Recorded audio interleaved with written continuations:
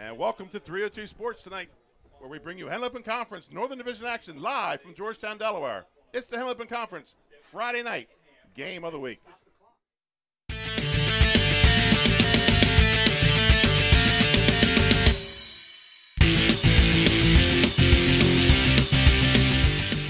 And good evening, I'm Benny Mitchell, and welcome to 302 Sports as we bring you the Henlip Conference Friday night game of the week. Tonight, it's a game between two Northern Division heavyweights. In the nearly 50 years of the Henlip Conference football, Caesar Rodney and Sussex Central have combined for 31 conference championships. The Riders have won 19 of them, while the Golden Knights captured number 12 last week. Let me bring in my broadcast partner for tonight's game, Dave Frederick. And Dave, I wouldn't regard this game as a rivalry, but the Riders and the Knights, they have a history. They have a history. They share the same colors. They share a lot of the same attributes as teams. This is a great matchup for Week 9. Historically, two of the top teams in the Northern Division are in our game tonight. And Sussex Central, they've already wrapped up the Henlip Conference Northern Division title and the automatic berth to the Division I state tournament. So they're playing for seed right now. Tonight is their final Northern Division game as they round out the season next week with a non-conference game hosting Indian River. Dave, your thoughts on this Sussex Central team? You've seen them a couple times this year. Yeah, I've seen them. They're good. They want to stay that way. They want to be sharp. They want to play well. They don't want to get anybody hurt. Like you said, they know they're in the tournament. They want to get a bye if they can. You want to get a week to rest. You want to get a chance to go out and scout. But tonight they want to continue their momentum. They've been playing well. I talked with Coach Dan Candelora this week, and he agreed that their playoffs started after the Sussex Tech loss, but they still have to take it a week at a time and can't look ahead as they focus on returning to the state tournament. They face 7-1 Sussex Central here tonight, and they conclude next Friday night with the Civil War, one of the state's biggest rivalries, when they travel to 7-1 Dover. Hey, your thoughts on CR? I mean, fair to say that neither one of those two games is a gimme for anybody. Right. They're two good teams. You know, but they have an opportunity to turn things around tonight and send a message. They've been up and down. They played with Smyrna. I saw some of that game on film. Like, they played really tough against Smyrna, and Smyrna got away from them there in the third quarter. But this is a team that, you know, Central certainly cannot afford to overlook tonight.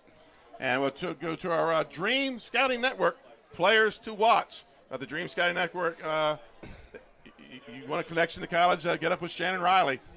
He is Dream Scouting Network here in Delaware. So let's start with the Caesar Rodney Riders.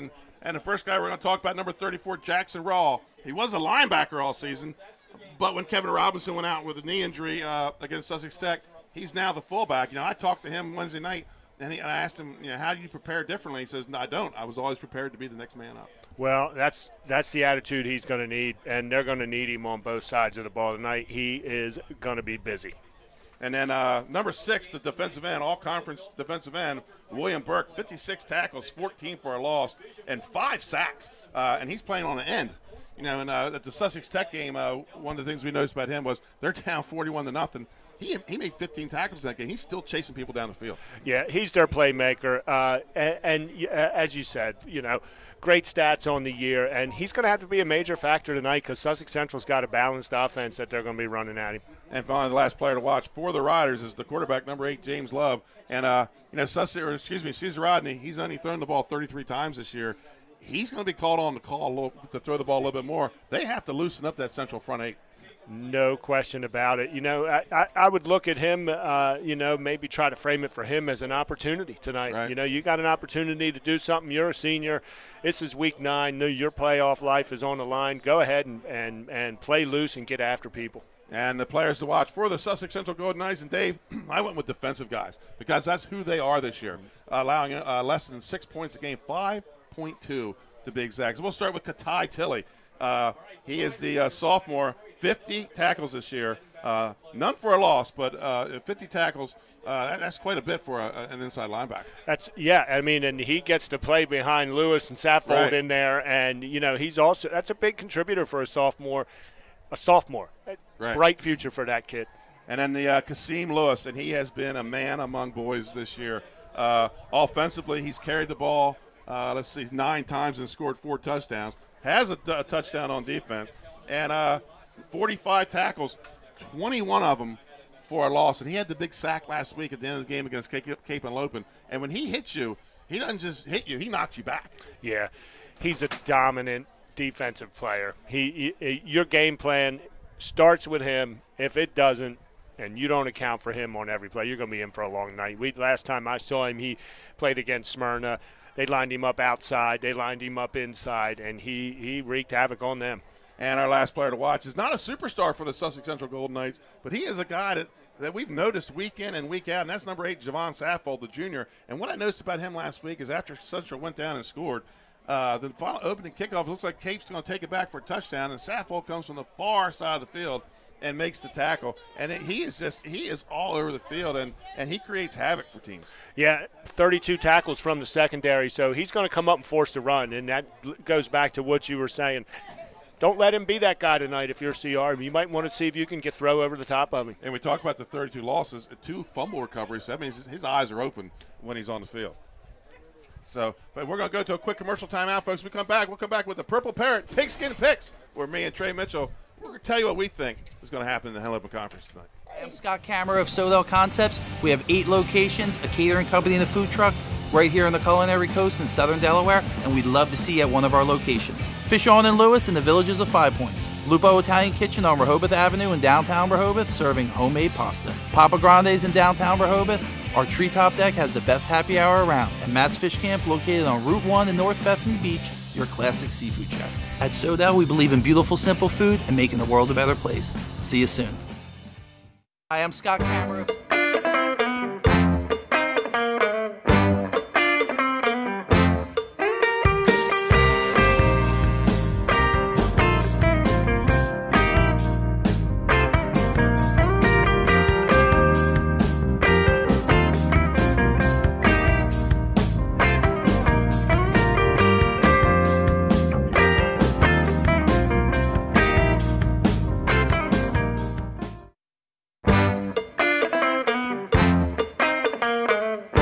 Good evening, 302 sports fans. Benny Mitchell here with Trey Mitchell. We're here for week number 9, almost at the end of the season. Our Purple Parrot Pigskin Picks, the Purple Parrot Grill, on 134 Rehoboth Avenue, Rehoboth Beach, Delaware, and that's your main street for you upstate folks going towards the boardwalk right there in the second block. And hey, you can also visit their sister restaurant, the Iguana Grill, second block of Baltimore Avenue. It's 1 block to the north, 52 Baltimore Avenue. So let's get into the Week 9 picks. No big championships on the line at Sussex Central. They wrapped up the Henley Open North last week with their win over Cape. And it looks like Milford could be in the mix to cause some trouble. But we'll talk about that as we get down to the end of the pick. So let's start right off with some non-conference games.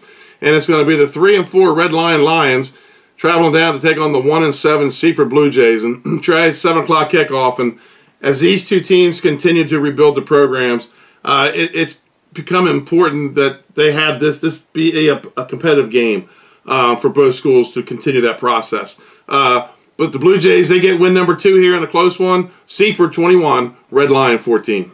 Yeah, I like what you said about it's important for them to have a close game. I like Seaford at home here in a close one. And another non-conference game, 7:30 kickoff, 7 o'clock kickoff in Smyrna. It's the 6 and 2 Slasianum versus the 2 and 5 Smyrna Eagles. And, you know, we're talking about this is a big game with a 2 and 5 team, but you can never really count Smyrna out. When it rains, it pours, though, and doesn't Smyrna know it?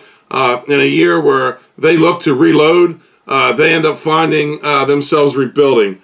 But you still can't count out the Eagles. This will be a grinded-out game for Slasianum, but they get the win. Slasianum 28, Smyrna 16. Yeah, Smyrna's going through it right now. Their backs against the wall. They're having a tough season, not like what we're used to seeing. But this is no easy win for Slasianum because Smyrna's not going to give up. They're not going to quit. They're going out there and fight. They're going to make it a tough game, but I like Sally's. Southern Division game, 7 o'clock kickoff. The Woodbridge Blue Raiders, be wary of what Indian River did to Laurel. Don't get trapped. While looking ahead to Delmar next week, they don't. Woodbridge doesn't get caught up in the trap game. They score early and they roll. Woodbridge 49, Indian River 7. Yeah, Indian River's dangerous. They trapped Laurel last week, but you know, you gotta be 1 week at a time. Delmar's next week for Woodbridge. They gotta get the job done here. Like I said a few weeks ago when they played Laurel, they gotta win. They gotta win this game. I like Woodbridge. 7:30 kickoff in Laurel. 3 and 5 Bulldogs versus the 4 and 4 Lake Forest Spartans. Laurel is in a battle with themselves right now. They want to get to 500. Just like Smyrna, they have been riddled with injuries. This is a good chance for Lake Forest to get over 500 for the first time in a few years. Laurel trying to battle back to respectability, get to a 500 record at 3-5. But I'm taking Lake Forest in this one. Lake Forest 28, Laurel 14. Yeah, Laurel stumbled a little bit here in the past couple of weeks. I was really high on them, but I like Lake Forest here in a close one. And a 7 o'clock kickoff. The Milford Buccaneers 5-3. They host on I believe it's senior night. The 8-0 Delmar Wildcats, the defending Division II state champs. And Milford has really been motoring along since their loss to Woodbridge. Late in the season, they break into the rankings. They're now in the hunt for a playoff spot. But Trey, like I've said in past weeks, stay off the tracks. The Delmar train's coming through town. You took my line. I was going to say the train's coming through. That's right. Well, Delmar 35, Milford 7. Yeah, I agree. I think Delmar's going to keep scoring big. They're going to keep winning and set up for that big Week 10 showdown in Woodbridge. And that's something we're looking forward to. And we're going to have that game next week, Woodbridge and Delmar next week for the Henlopen South Championship. In the Northern Division, 7 o'clock kickoff, and I believe this game got moved up to Thursday night due to the impending weather. It's the 1-7 Polytech Panthers versus the 4-4 Sussex Tech Ravens. It's the Tech Bowl. What a comeback season for the Ravens. Trey, they were 2-4. And just looking to earn some respect in the season and get out with maybe a 500 record. Now 2 straight wins and 102 points later in those 2 wins. Sussex Tech, they find that they're back in the playoff hunt. They can go if they can go 2-0 and finish out strong. They need a little help upstate. They could be the 6th seed in the state tournament. Sussex Tech 49, Polytech 7. Well, listen, for Sussex Tech, I'm glad to hear there's a chance because a couple weeks ago I thought they were done and out, and the way they're playing, they deserve to be in the playoffs. So, I hope it works out for them. But if nothing else, they're going to be ruining some seasons. I like them here. They have been, if nothing else, they are the spoiler here late in the season. And then 7 o'clock kickoff in Dover. It's the 1-7 Cape and Lebanon Vikings versus 7-1 Dover Senators. 7 o'clock kickoff. Cape and Lebanon is another team trying to rebuild and having to do it with injuries. 18 players have been sidelined this season with injuries. The Senators, they will lock up an at-large berth with a win here and a probable 3rd seed if they can win out. They still have the Civil War down the road with Caesar Rodney, and they're looking to finalize that spot in the Division I playoffs. Taking Dover 42, Cape and Lebanon 10. Yeah, Cape's definitely in a rebuild year. Like you said, tons of injuries. They're fine guys that want to get out there and just throw down and play hard football. So Dover's going to win here, but I see Cape playing a tough game. And our Friday night Henlopen Conference game of the week. It's the Caesar Rodney Riders and the Sussex Central Golden Knights. Sussex Central 7-1. They are your Henlopen Conference North Division champs. And the Caesar Rodney Riders 5-3. 7 o'clock kickoff in Georgetown. And 2 teams that are easily recognizable by 2 letters each. SC and CR. And when you say that downstate, everybody knows what you're talking about. Sussex Central and Caesar Rodney. These 2 teams have combined and accounted for 31 Northern Division titles in less than the 50 years of the Henlopen Conference. These are the 2 powers of the Henlopen North, and they meet again tonight. And, while they're not really an official rivalry, you being a CR guy, there's a history. I'm a Central alum, and this is a game that you look forward to. It's always a hard-hitting game. The 2 teams are very similar. But I think the Knights roll in this one. Too much defense, and they're going to get a little bit of offensive surge. I'm going to take the Golden Knights 35, Caesar Rodney 7. I agree. First time you've had to pick against the Riders. I don't want to. I want to be wrong. All right, I want to be wrong. But Sussex Central is very impressive. They're playing really good right now.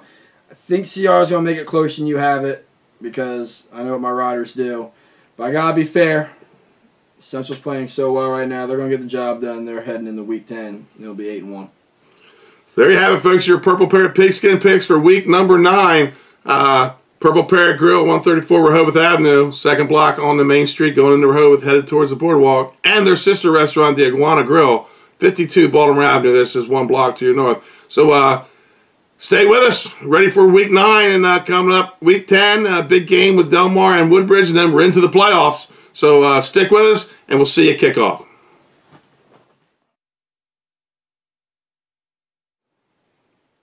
Hi, I'm Scott Kammerer from Soto Concepts. And I'm Danae from Matt's Fish Camp. Come check us out. Matt's Fish Camp is the small local fish joint with 2 locations on Coastal Highway in North Bethany Beach and Lewis, where we serve up traditional coastal fare and a casual atmosphere with house specialties like colossal crab cakes, lobster rolls, and fried Ipswich clams, along with crowd pleasers like fish and chips, fried shrimp, and a daily selection of fresh caught fish.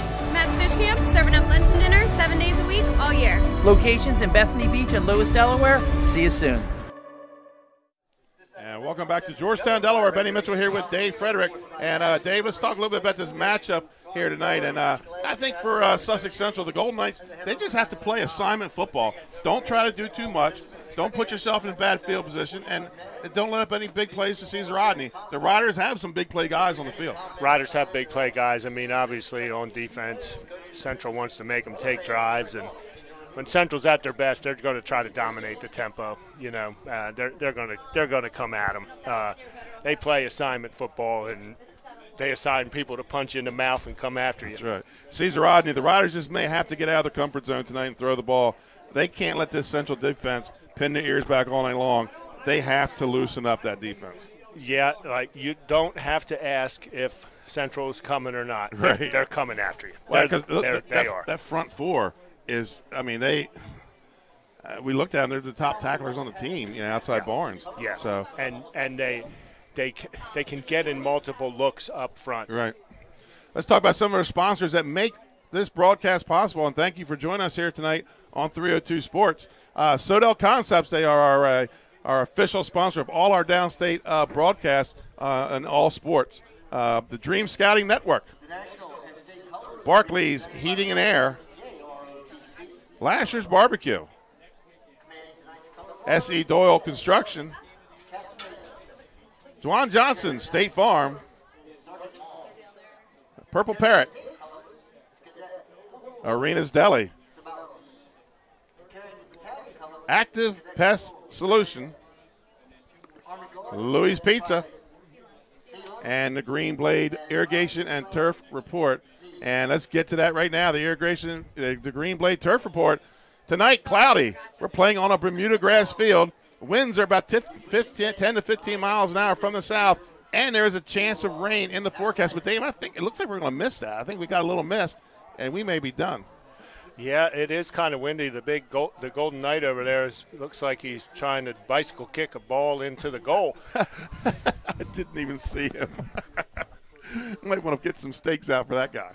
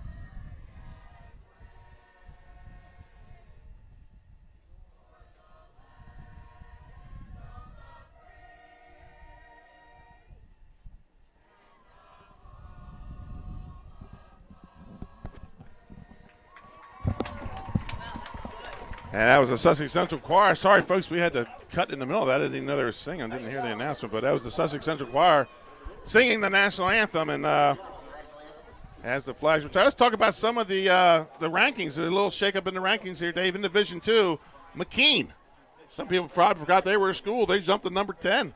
Milford, DMA, Tower Hill, Archmere, Howard, Woodbridge, Wilmington Friends, Addapont, and Delmar. Delmar playing tonight at Milford, and they're playing for they're trying to get that top seed. In Division I, where we are tonight, Smyrna dropping all the way down to number 10, Dave. They have had a rough year. Your Riders are number 9. Sussex Tech, number 8. Appoquinimink, St. George's, Salesianum, and then Dover, Sussex Central, Hodgson, Middletown. So you got your top 2 Blue Hen teams and your top 2 the Hellenian teams right there at the top of the rankings. So little bit of thought on those rankings, Dave. It's interesting to see some Henlopen teams, 2 Henlopen teams there in the top 5. It's good to see. Games of interest tonight. We'll try to get the update with the scores. Number 5, Salesianum is playing number 10, Smyrna. Cape Henlopen travels to number 4, Dover. Dover could end up with the number 3 seed if the points bounce out just right for them. Last night, Sussex Tech beat Polytech 49-7. Tonight, this game's already underway. I haven't seen a score yet. Woodbridge, the number 3 ranked team in Division II, is at Indian River. Lake Forest and Laurel, I believe, is an early start. Number 1, Delmar, is headed to number 9, Milford. And then upstate, some big games tonight. Number 2, Hodgson is at number 7, Appoquinimink. Big Division I points on the board there. And then tomorrow, William Penn takes on St. George's. And then Mount Pleasant and McKean and Newark and DMA. So captains are on the field. And I guess they're going to give up on the night. Yeah, good idea. And here come the Caesar Rodney Riders onto the field. Caesar Rodney, yellow helmets, white jerseys, yellow pants. And Sussex Central in the all blue. I believe Central has, since I've been in school, has changed their blue. We were more of a navy back when I played. Yeah, that's a sharp-looking uniform they got here. It's a nice night here. Homecoming for the Knights. Floats just went through. Can see the numbers on the jerseys. That's always a plus. Yes.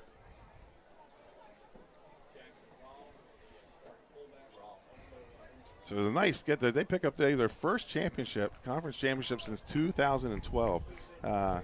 You had that big tech year with Kenai Kane, who's getting the job done at the University of Delaware, and then the 3 years of Smyrna, and now the Knights back on top.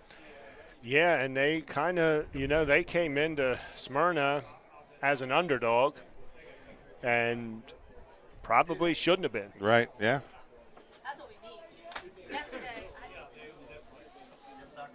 yeah, and I shut that door. It was so windy. As soon as I shut that door, it was like, ooh, it was nice. I could open these 2 windows. It's like a wind tunnel. It was crazy. So we'll get the toss underway here. They have it done there. It looks like Caesar Rodney has won the toss, and they're going to take the ball. Thoughts on that, Dave? A lot of teams like to defer. Yeah, well, I guess if you're going to play this defense, you might as well see what it's all about. Might as well start out with it. Our first down is brought to you tonight by S.E. Doyle Construction. They're out of Camden, Delaware, right there where the Riders come from, but they will travel around the state. I can tell you that for a fact. I've used them. Good job, good business, on time, great prices. And our red zone brought to you by Lasher's Barbecue. Did you get any of that tonight? I did not. They did not barbecue tonight because of the threat of rain. I thought, come on, man. And here come the Golden Knights. Yeah, it'd be interesting to see how the Knights come out. I know the coaches were in their griddle, so to speak, not to fall asleep on this game. We're in the tournament, but look, we want a home game. Yeah, they want a home game. It's homecoming here tonight. I mean, they should be up for this game. This is Caesar Rodney, somebody that's been, like, as you mentioned, they've had a good series of games with these guys over the years. And I said on the show Wednesday night, there are 2 teams that are defined by 4 letters, SC and CR. And when you're down here and you said it, everybody knows what that means. Yep. It's Sussex Central. It's Caesar Rodney. Yep. So Golden Knights kick off. Samarin Sam is your kicker, number 44. Back deep for the Riders is number 7, Scotty Flowers. He picked up a touchdown late in our game against Sussex Tech. And also back, I believe that's number 14, Kendall Smith. And on the far side, 21, Zion Rogers. Zion Rogers. Let me tell you, they have got speed on this team. It's going to be taken by Jackson Rowell. And Rowell gets it out to about the 34-yard line where they're going to start 1st and 10 for the Caesar Rodney Riders. And that's been something about Caesar Rodney. I remember when Schoenwolf was the coach there, when Mike Schoenwolf was the coach there, he said, I don't have to chase kids around the hall. There's speed all over this school. Yeah. And their track team is evident of it. Yep. And they've got some fast guys on this team. The question is, can they spring them up to that second level tonight? That's right. So here we go, 1st and 10. Riders' first possession of the night. Field's in good condition. Didn't get the rain they were expecting all day. And they're going to come out in a full house backfield. The wide receiver split to the right. That's Delgado to the far side, to the near side of the field. And that's going to be up the middle. Ball's on the ground. Sussex Central fumble and recovery. And I believe that was Malik Coates with the recovery. Yep. So not how – I don't think Raw ever got the ball. It looked like a guard trap. Yeah, look, I don't know if he got the ball or if he just hit his guard there.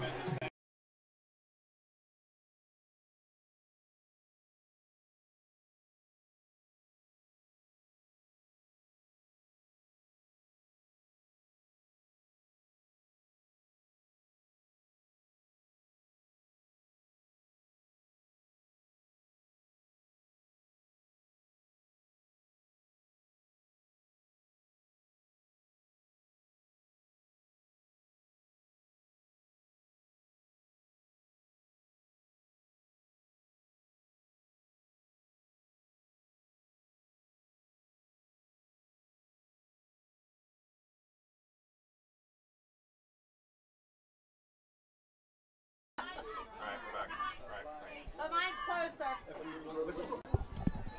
All right, thanks to our cameraman, Trey Mitchell. It is Dave. It's windy here. He's up top under a tent. And we got his HDMI cord blown out. So we're back and in business. Thank you for picking that up for us. Second down for the Golden Knights, and we have a penalty. And that's going to give us a S.E. Doyle first down. And those are the sounds of Tommy Marvel, the public address announcer. He is excited. First and 10 for the Golden Knights. Almost another little fumbled exchange there.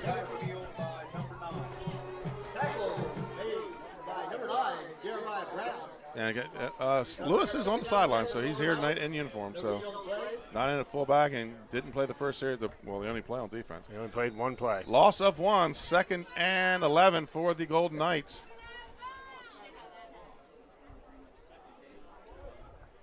And they come out in a wing T formation, strong to the short side of the field. And it's going to be Barnes rolling out on the keeper. He's got some running room, cuts it back inside. And tackle made by, we'll get a number here in a second. That was number 11 on the tackle for the Riders, Jordan Allen. Jordan Allen, 3 interceptions this year, so when you throw, be careful throwing his way. Yeah, Barnes picked up 9 there, 3rd and 1. 3rd and 1 for the Golden Knights. Barnes, no interceptions this year at quarterback. Yeah, he's had a great Ball's on the ground again. And That's fumble going forward, back and the that's other way. the Riders' ball. So fumbling as they go into the red zone. And the Riders take advantage of it. And they'll be 1st and 10. And let's say about their own, 12-yard line. You got to wonder if there's just a little bit of moisture on that ground, field yeah. out there. So fumble was snapped, went forward, and it went way forward. I don't know if Barnes hit it and moved it up a little further, but Cesar Rodney takes over on the fumble recovery, 1st and 10 from their 12-yard line. And they're going to come out in that same formation. Burke playing some offense here at number 6 at tight end.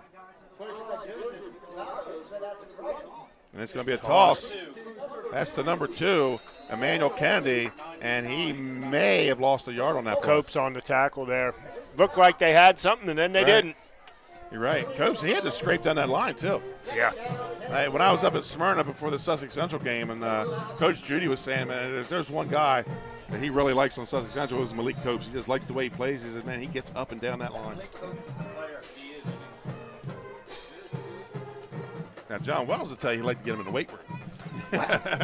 Get him fully committed. I'd hate to see him in the weight room if he hadn't been. 2nd and 11 for the Riders, and they're going to shift out and go Wildcat. And that's going to be Kennedy in the Wildcat. High snap. Dear. Kick it. And there's going to be a flag on the play. Flag before the play. So the Riders might get saved here. That was a high snap. That's not something you want to see. Not something you plan for, but, you know, the play there is, I guess he heard the whistle, but the play there is to kick it out of the back of the end zone. Yeah, I watched this year a University of Delaware punter try to fall on a ball and against Rhode Island in the season opener and cost them. 9:14 to go here. And it's going to be a procedure penalty. It must have been after the shift on the riders. So I tell you what, there's a lot of wind, as we can tell that by the items around the field being blown over. 2nd and 16. Burke goes in motion to the other side. And it's going to be Emmanuel Lewis off the left side, should Emmanuel Kennedy. And he's going to get back close to the original line of scrimmage. Pick up a 6 on the play for Kennedy. Yeah, got about 5 yards there. And if I'm CR, I'm sticking with stuff like that for right now. You know, that's something Kate did last week. You know when you're playing Central, you're not going to get many chances. So J.D. Mall went with the run the clock offense. Yeah, absolutely. Emmanuel Kennedy, 600 yards this year on the season. Yeah, he's their guy. Central with a little bit more of a balanced attack, but he's definitely their guy. Shotgun formation with Love, and they're going to flood this right down. And he goes back to the other side. And it's going to be a handoff to Rawl up the middle. He may have got a yard or two, but it's going to bring up a 4th down. Punt team coming on. I believe they'll have the wind with this punt. We have a strong wind. We have about a 12 to 15 mile an hour wind tonight. It's a nice night. It's warm, but it is windy. Yeah, 71 today in November. World. Can't keep my wardrobe in the right drawers. No, I packed a lot tonight, just in case. And that's a punt off high, end over end. Barnes going to bounce past him. And, man, does that take a Caesar Rodney roll and goes out of bounds inside the 45. Excuse me, about a 30. 50-yard punt. Yeah. So Sussex Central will take over. They're going to mark it out at looks like the 31 or the 32. So the two teams exchange fumbles, and then Caesar Rodney punts, and Sussex Central getting their crack on their second offense.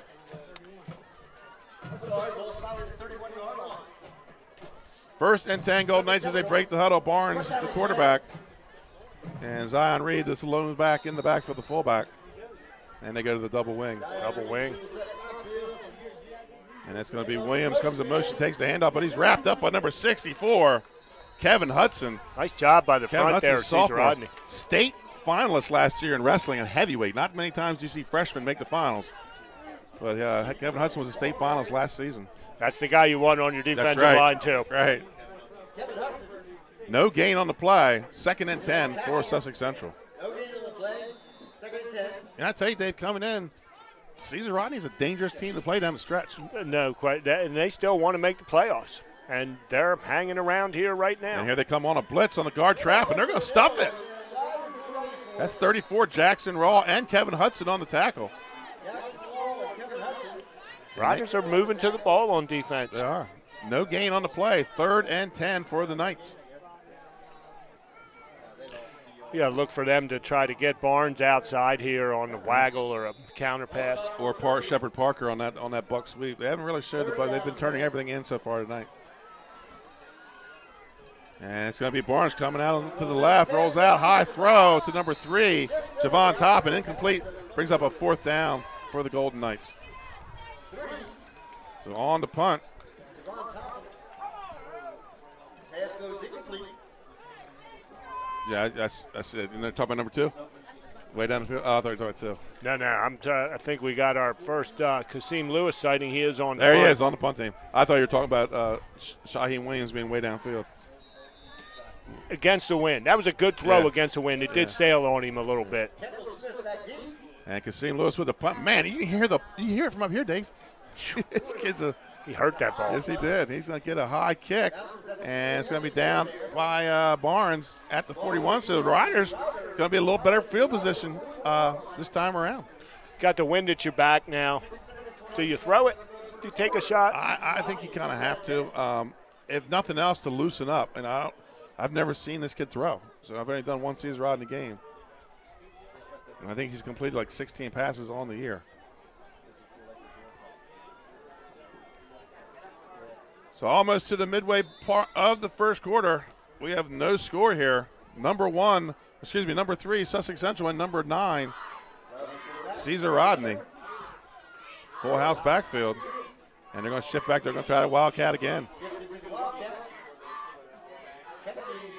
And a better snap this time. But Moyer's got Kenny wrapped up. And then number 15, Jeremiah Wilson finishes them off with a big hit. That's great job by Sussex Central defense. Moyer was a step in the backfield Yeah. on Kennedy's first step.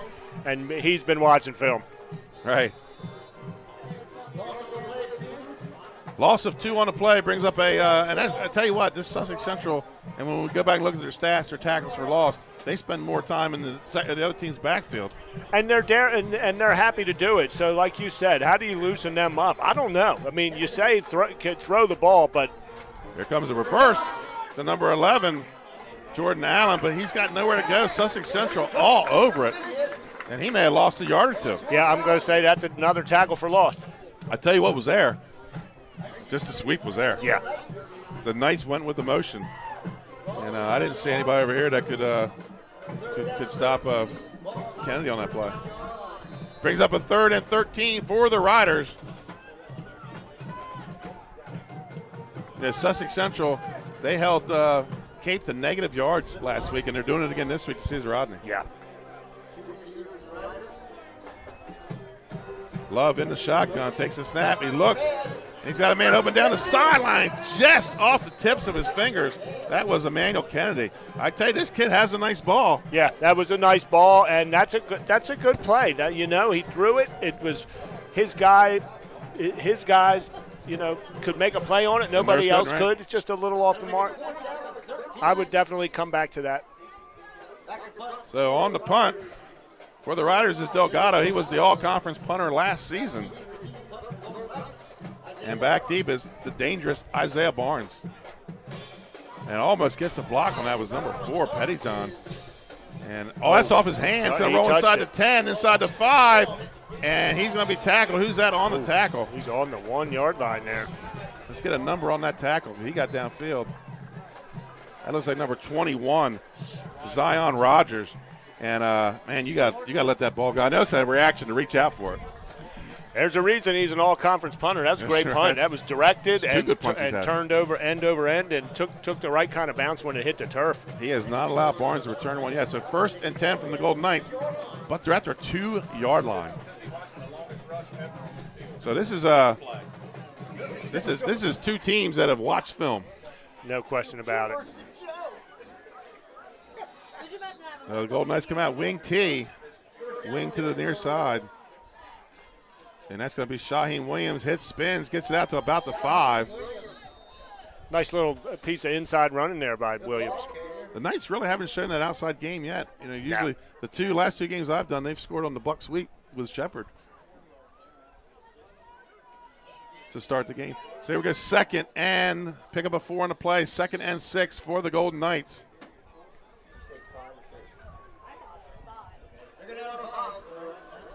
Barnes under center. And handoff to that's Shepard Parker. Finds some running room. Oh boy. Off the right side. And he's going to have the first down. Tackle made by number 3. Number 3, Donovan Bunchar. They see something in there they like because they keep coming back to it. And that's an S.C. Doyle first down.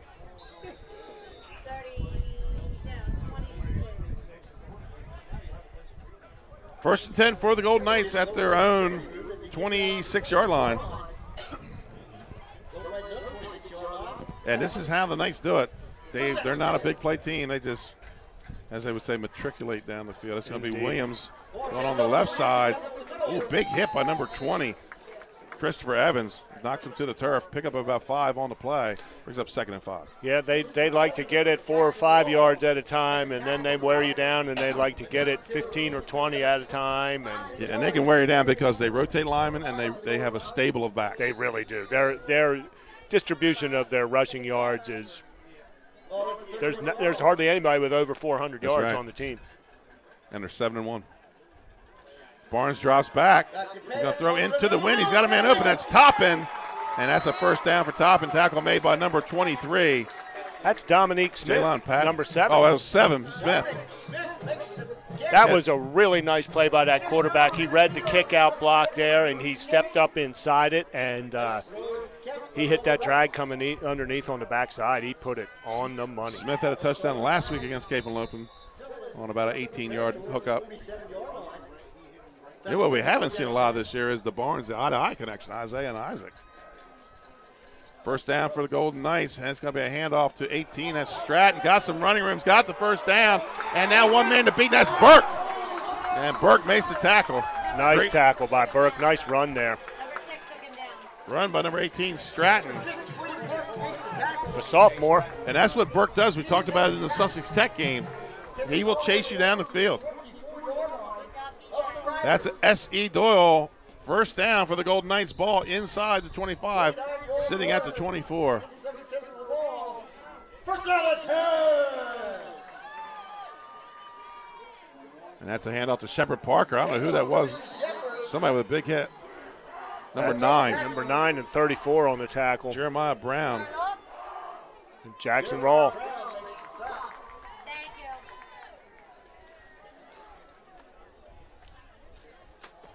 Got one update so far, and we'll get to some scores here in a minute, folks.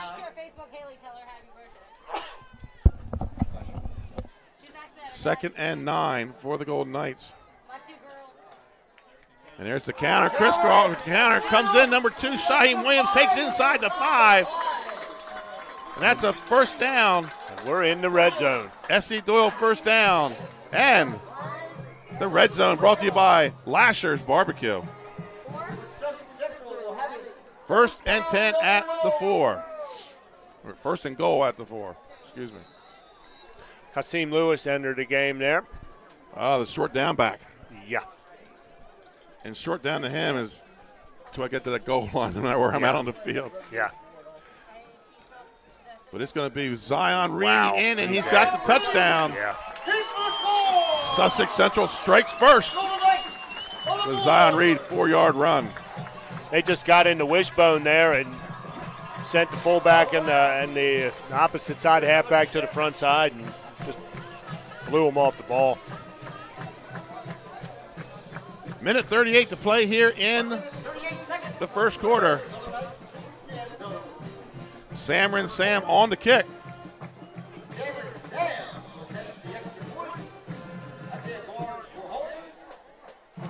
And Barnes on the hold.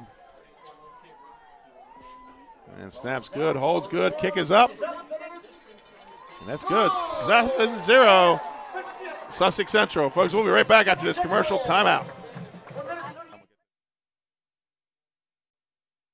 Hi, I'm Scott Kammerer from Soto Concepts. And I'm Danae from Matt's Fish Camp. Come check us out. Matt's Fish Camp is the small local fish joint with 2 locations on Coastal Highway in North Bethany Beach and Lewis, where we serve up traditional coastal fare and a casual atmosphere with house specialties like colossal crab cakes, lobster rolls, and fried Ipswich clams, along with crowd pleasers like fish and chips, fried shrimp, and a daily selection of fresh caught fish. Matt's Fish Camp, serving up lunch and dinner 7 days a week, all year. Locations in Bethany Beach and Lewis, Delaware. See you soon. And here we go, our first Barclays Heating and Air out-of-town scoreboard. We have some scores around the Hennepin Conference, and we're going to start off with thank you, Pat McPhail, sending me a message through Facebook Messenger. Dover, 37, Cape Henlopen 0 at halftime. Salesianum up 7-0 Smyrna early first quarter. And wow, halftime down in Frankfort, Woodbridge 52, Indian River 14. We saw Indian River a couple weeks ago. They're not a bad. Well, they beat Laurel. Yeah. No, they are not a bad team. Agreed. And it's going to be taken by number 21, Zion Rogers, and he cuts the midfield. And he's going to be tackled right about the 26-yard line, and that's Deuce McGee on the tackle. 27-yard line. We'll have it first down. So the Riders will be first and 10. Riders need to put a drive together here. They need to get a first down. So first and 10 for Caesar Rodney at their own 26-yard line. And they're going to come out in an I formation. Showing a lot of formations here tonight. Yeah, they are definitely a multiple set team. Pitch to Kennedy, ball's on the ground, kick, and I believe it's going to be fall on by the Riders. So be a loss, another loss for the Riders. Sussex Central has just had that lockdown. Mm-hmm. I mean, that was 11 coming up from the safety position. There was Right. the guy they ended up having to try to kick out. And Loss of 3 on the play. Riders just can't get anything going forward right now. 2nd and 13. And it's going to be a toss to Kennedy. And he's hit the Central setting the edge. And just nowhere to go. Another loss on the play. To tell you the truth, I think their best chance is to throw the ball a little bit tonight. Cause yeah. they had a nice little throwing play out there. Did miss them, but Central setting the edge, and they're sealing the inside. There's just nowhere to go. No, they definitely could not outflank them there. The linebacker there had outside leverage, and they tried the quick toss. It's just not there. Update score: Salesiana now up 14-0 on Smyrna, and I have a feeling Smyrna will be glad when this when mid-November's over. Yeah, and you know, Salesiana, I mean, it's a team you don't get to see a lot, Right. but you know they're coached up. You Right. know you're gonna have to beat them if you play them, and they're going to be in the tournament. That's right. They win tonight. They're probably in. So that's end of the first quarter. Your score: Sussex Central 7, Caesar Rodney 0. Folks, we'll be right back after these timeouts. The Hadley Group is your local real estate resource. Brian Hadley joined Patterson Schwartz & Associates in 2005. In 2013, Nicole Flora joined Brian, followed by Emma Burnett and Grant Jepp in 2014. That's when the Hadley Group was formed. Patterson Schwartz Associates offer you exceptional knowledge of local market conditions and a commitment to represent you honestly and professionally. So for your next purchase or sale, think the Hadley Group. Visit our website at thehadleygroupre.com. The Hadley Group is your local real estate resource. Brian Hadley joined Patterson Schwartz & Associates in Unique Image opened for business in Wilmington, Delaware in 1979 with one focus: wowing our customers with great products and even greater customer service. 30 years later, we are still doing exactly that. Whether you're looking for marketing tools to promote your business, gifts for your employees or clients, or planning a special event, we're here with the voice of experience to help you every step of the way for your complete satisfaction. Visit our new showroom in the Mill Creek Shopping Center, 4577 Kirkwood Highway. Unique Image, you envision, we create. And welcome back to Georgetown. Caesar Rodney coming off the timeout from the change of quarter, second quarter action, and Dave, we just, they've got to find something somehow to move this ball forward. And so far, they don't have an answer. No, they don't. Second They're and in the 6, shotgun third here. and 16. Kennedy goes to motion, and we're going to have a whistle on the play. Timeout, Caesar Rodney. So something that Coach Dan Candeloro didn't like, so we're going to stay right here with the action, folks. And let's get back to Woodbridge. Hanging half 100 at the half. I don't know. I mean, there's no running clock in the first half. It's hard to score 52 points in a half. Yes, it is. Yes, it is. And I have not seen Woodbridge this year. I haven't seen Delmar. So, I have heard Delmar is just an excellent team. They are. They're coming back off their state title. Looking to win another one. They're probably going to be the number 2 seed just because they play and they have one Division I opponent. AI most likely will get the 1 seed, but they won it from the 8th seed last year, so they don't care where they're on. No, just a matter of what color jersey you're wearing. That's right, and like I always tell kids in wrestling, you line up on the left and you want to move to the right in those brackets. That's right. And you can't control it. That's right. And you're going to have to beat X number of people to get where you want to get. That's right. So the Riders coming in back off the timeout, and they're going to go line up right to the ball. 7-0 is your score. Start of the second quarter. Riders in the shotgun again. This time they're throwing into about a 15-mile-an-hour wind. Motion. They're going to have trips over there to the far side. Now it looks like there may have been a counter they were trying to go there and not happening. I think he was trying to go counter, but Sussex Central blew it up. Cope's watching film, as we said before.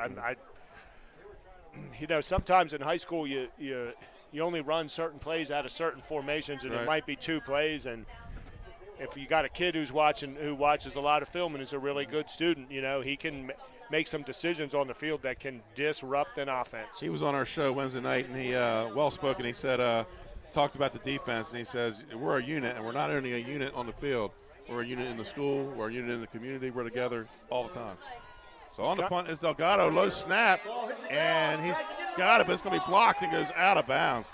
So now absolutely nothing going right for Caesar Rodney. Yeah, that was a fairly disastrous series there for the Riders. So the Golden Knights, they're going to start off in the red zone, the last year's barbecue red zone. 1st and 10, and we'll see where they spot the ball. At the, call it the 17. So 1st and 10 from the Caesar Rodney 17. And I thought coming in, Dave, we talked before the broadcast, I thought this was a game that Caesar Rodney could slow them down, and they really have been. Yeah. But it's plays like this that just allows the team to jump all over you. Now you can't let Sussex Central be right here. And Sussex Central hasn't even thrown the ball yet. One throw, one pass. That's Shepard off the right side, cuts it back in, and he's down inside the 10. Number 9 on the tackle there, Jeremiah Brown. I believe he's only a junior. He's a big body, too. Yeah. Jeremiah Brown makes the tackle. 2nd and 4 for the Golden Knights. Pick up the 6 and the 2nd down and 4.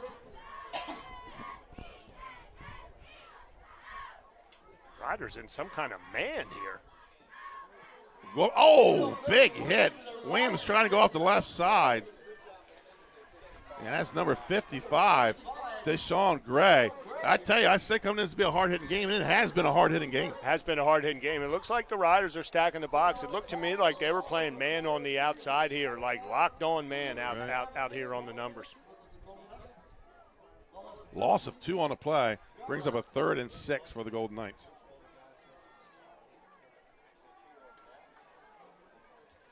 And Barnes is going to roll out.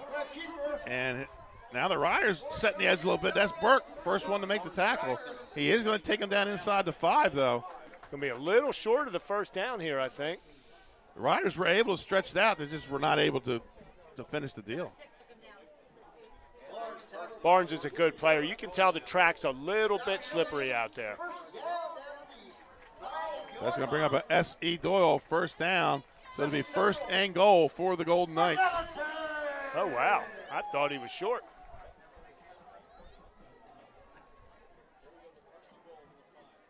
First and goal from the 5-yard line. And it's going to be that Shepard Parker takes it down, close to the goal line. They're going to say he's down before the goal line. He looked into me.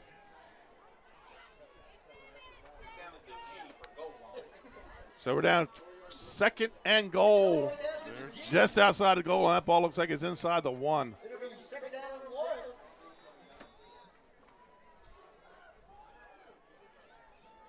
Going to be back to the wing tee here. Power to the short side. And it's going to be Reed, and he's in, walks into the end zone. Zion Reed with a touchdown, and the Golden Knights go up 13-0. Couple scores here, folks. Lake Forest 33, Laurel 10, and Hodgson 18, Appoquinimink 6. Yeah, I haven't seen Hodgson either this year. I know they are the one loss that Sussex Central had. It was the first game of the year. I think it was pretty hot. It was up there. It pouring rain. Pouring rain. It was when we had that storm where they postponed a lot of games. 10:30 in the morning. Good snap, good hold, kicks up. It's good. Sussex Central goes up 14-0. Folks, we're going to take a commercial timeout. We'll be right back with more second quarter action. Hi, I'm Scott Cameron. Off season at the beach. That means great specials throughout all of our restaurants. Check it out. Catch 54 in Fenwick Island, Northeast Seafood Kitchen in Ocean View, Delaware, Blue Coast Seafood Grill and Raw Bar in North Bethany, Matt's Fish Camp in North Bethany, Lupo Italian Kitchen in Rehoboth Beach, Blue Coast Seafood Grill and Raw Bar in Rehoboth Beach, the Clubhouse at Baywood on Long Neck, Matt's Fish Camp in Lewis, Delaware, and Fish On in the Villages of 5 Points. If you missed any of them, check it out at SoDelConcepts.com. See you soon. And welcome back to Georgetown, Delaware, folks, here on the 302 Sports Network. Benny Mitchell with Dave Frederick. And Dave, thanks for joining us again tonight. 4th game of the year, and pleasure working with you and your insight to the game. I'm enjoying this. I coached in the 90s with Brian Donahue at Cape Henlopen, and coaching is a grind, and Yep. Friday nights were the funnest part. That's and right. Now I just get to watch a little film, do a little research, and show up on Friday night. There you go. So here we go. Samer and Sam on to kick off. 14-0 lead for the Golden Knights. And when they're up 2 touchdowns, it's hard to come back on this team. Yeah, that's where they want it. This is their game. That's He where kicks they this want ball to put deep and out of the end zone and through. So it's going to be out on the 20 for the Caesar Rodney Riders. Sussex Central, they design their game plans. They want to run the ball. They want to get up on you, and then they want to put you in a position where you're doing stuff you're not Right. used to doing, and they can turn their defense And loose. you'll never see a Sussex Central team up 52-0 to half. They might score 52 in the game, Yeah. but it's like death by paper cuts, Yes. by 1,000 paper Yep. cuts. They take the march on you. That's Yep. what they do. 14-0, 1st and 10 for the Caesar Rodney Riders. And Kasim Lewis in the game on the defensive line for the first time tonight. right next to Malik Copes. That's a Don't nightmare. run right. And they're in the backfield And, yeah. and just causing all kinds of havoc. That was number 2 on the carry, Kennedy. Kasim Lewis ended up with the ball and handed it to the ref. You know, So, I don't. he introduced himself That's to right. everyone here this I'm here. evening. I'm Yep. here. I don't know. How is Hodgson that good, or has Sussex Central gotten a lot better? I guess we're going to find out in a couple weeks. Yeah, and I'm going to say I think Central's gotten better because they were an unknown coming into this year. Nobody was really talking about them. Right. People were talking about Smyrna. You know, I've seen Middletown on film. They were pretty good, too. They've got a backup there that is really a speedy guy. And, of course, Fry at quarterback. Right, 2nd and 12, and wrap up in the backfield. That's 82, Elijah Moyer, and this front four just doesn't stop. Yeah, Elijah Moore makes the stop. they're having fun, and they are wreaking havoc. Yes, they are.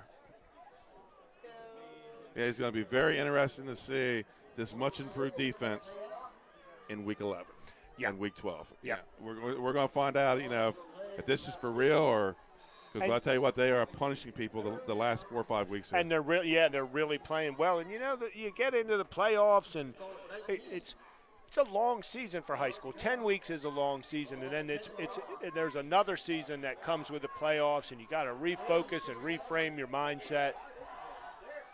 That's going to be guard trap with Jackson Raw. He's going to get some positive yards. He's going to pick up about 7 or 8 on the play. And, man, it's a shame he's a senior because he runs hard. Yeah, he does. And sometimes when you coach, you find a kid late in his career, and I know I had some regrets with kids that I probably should have played more as their position coach. I know he's been behind Kevin Robinson all year, and Robinson's got the job done for him. He goes down with a season-ending knee injury. Delgado on the punt. He gets this one off, and this is a floater into the wind.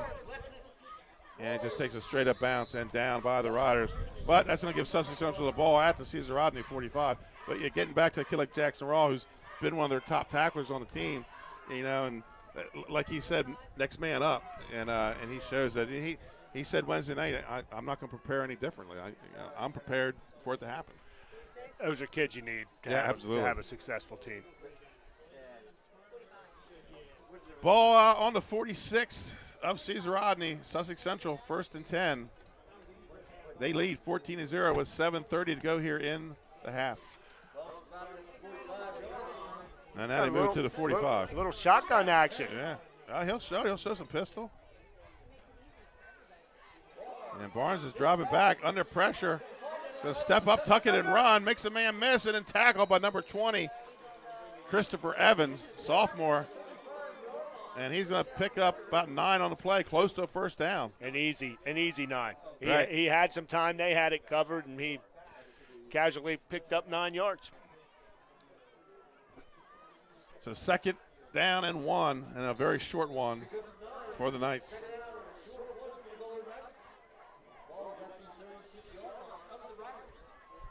And go here, wing T, wing to the near side.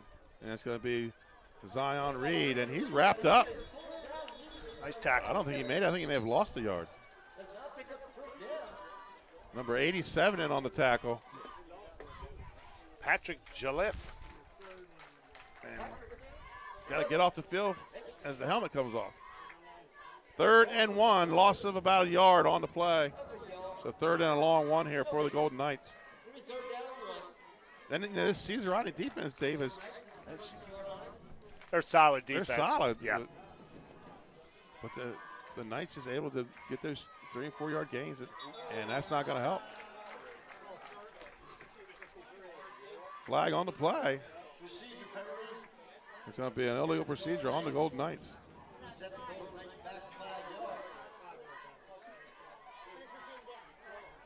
So now it's going to make it a 3rd and 6 for the Golden Knights at their own 41.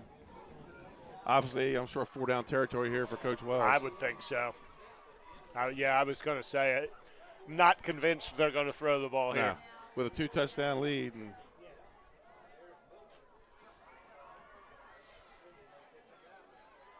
Caesar Rodney showing pressure. They bring the heat. And Barnes, man, not there. Broken play. And he's wrapped up in the backfield by Will Burke. I tell you what, that big man gets around. He's got some good. Some good speed. Yeah, they showed late, but they certainly came. And he chased Barnes down from behind, which is not easy to do. So Central bringing their punt team on. They're going to punt at the 45 on a 4th and 10. In case you go punt safe here if you're Caesar Rodney. On the snap, number 1, Michael Glandon. He's the backup quarterback. Man, he's an all-purpose guy. Yes, he is. We saw him that first night we had Central. Against Queen Anne's. Yeah. Kasim Lewis on the punt. Low snap. Bobbles it, picks it up. He does get it off. Taken by number 14, Kendall Smith. And, he breaks out of a tackle. But he's going to be taken down around the 10-yard line. Nice job fielding that punt there by Smith. Yeah. Was that Burke coming with the heat? Yeah. And Central seemed a little short there, or like in their alignment for right. You know. And then when you get the low snap. Yeah, you really want to see him at about 12 or 13. So put the ball out about the call it the 11. 1st and 10 for Caesar Rodney, and they're backed up against their own end zone. That's not where they want to be. No, this is not where you want to be.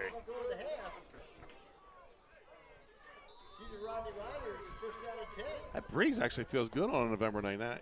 Any other year would be freezing. You're not kidding. I feel like we're calling a game in Florida. Yeah, it feels like early May. Late draw play there, and just 82 Moyer. Who else is in there? And number 99, Malik Copes. Caesar Rodney's going to the playbook. I mean, they are trying to take advantage of that push up the field. That's the right play. That's a good call. You want to call a draw when they're pushing up the field, but their awareness is just I mean, they tackled everybody. Loss of 3 on the play brings up a 2nd and 13. Back to the 7, it'll be 2nd down and 13 for the Riders. Yeah, and like you said, the play calling, the Caesar Rodney play calling is not bad. They're being conservative. They go, that's a great call there, but you said Central, they studied them. They watch film. They know what's going on. Yeah. 4 minutes to go here. We're approaching 4 minutes to go here in the half. It'll be a long halftime as it's homecoming here at Sussex Central. And that's going to be number 20 on the carry, Christopher Evans. And it looks like he breaks the tackle in the backfield and pushes ahead. Good second effort there by Evans. Back to the original line. Somebody was on the first step. Yeah.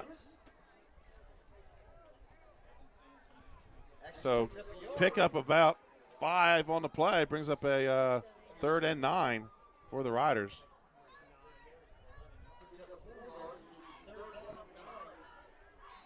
As we go into 4 minutes to play here in the first half. Coming up at halftime, Dave, we'll talk to Dyke Belcher from the 1981 Seaford Blue Jays State Championship team. And Caesar Rodney shifts out, goes to an I. And it's going to be a toss to the right side to Kennedy. And he finds a little positive running room, goes out of bounds. Who'd they beat in that game? William Penn. And we're going to talk about me and him are going to talk about that. They were the underdogs the entire tournament. The last Sussex County team to win the Division I state championship, Seaford Blue Jays, 1981. That was a team where the running backs were bigger than the linemen. Now, Caesar Rodney, no. From Kent County. Yes. Been some Henley Conference winners. Malcolm Yalk and that team. And I Ron remember. Harmon. Yep.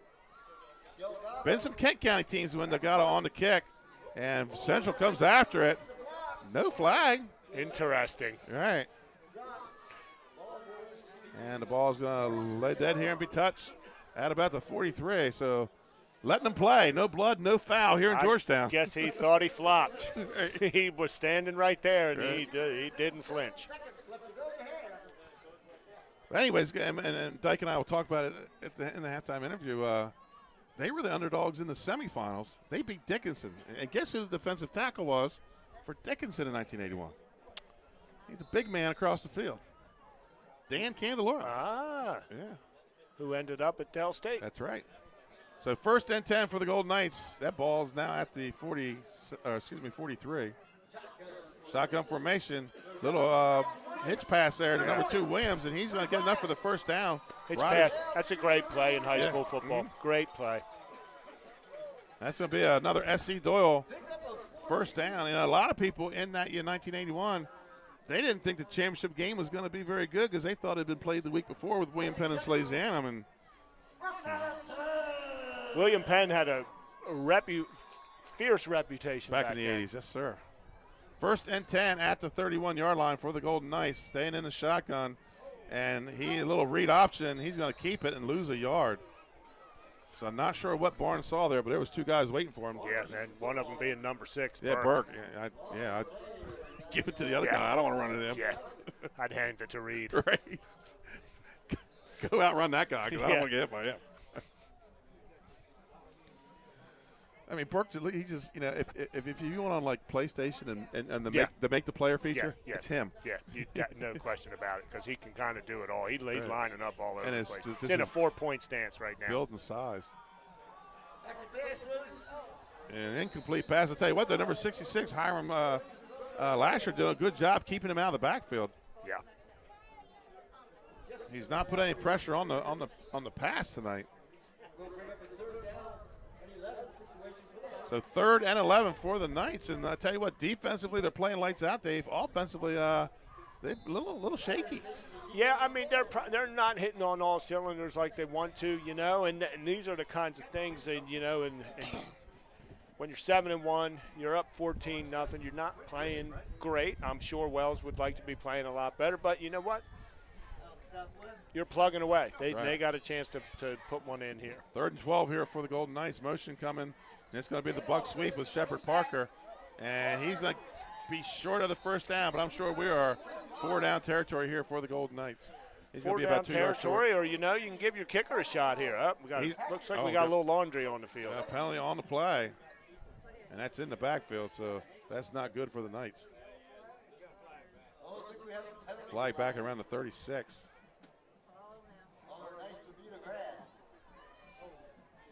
See, Bruiser, as they call him out there, is officiating tonight. Seen him at a few middle school games over this year. So ball now put back on the 45-yard line. Sees Rodney 45, and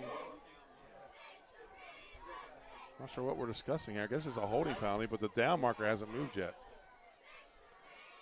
Yeah, there they go. Sprinting back. So dig deep in the playbook for your 3rd and 20 play. I mean, I think they look like they're going waggle or counter pass here to me. And you're right. Under pressure, has a man open. It's Reed, and it's going to be just out of his reach. And it's going to bring up a 4th and 20. With 1:46 to go. And then here comes Kasim Lewis to punt it away. Yeah, right now, I think the way their defense is playing, you're safe to go on 4th down here, even 4th and 20. Yeah, or the flip side to that is you pin them back in there and see if you can force a big play on a fumble or something like that.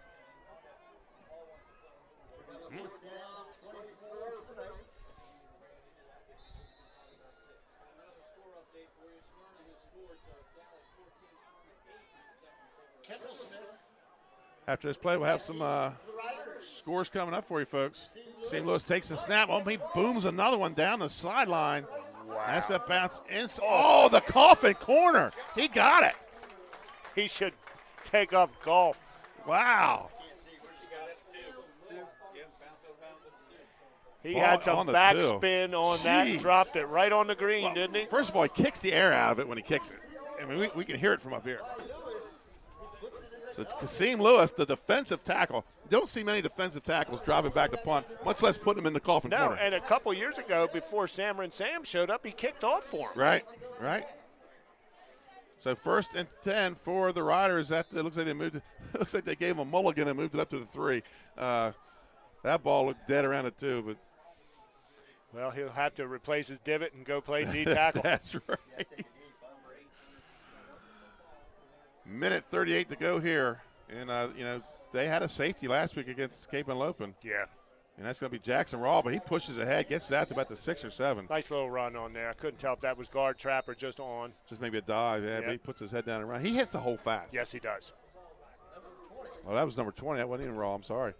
It's Christopher Evans on the carry. And Sophomore. Yep. Kid's got good feet. Sussex Central's going to call timeout, so they're not done scoring yet, maybe. So, folks, we're going to take a timeout with them. We'll be right back. Your score, Sussex Central 14, Caesar Rodney 0.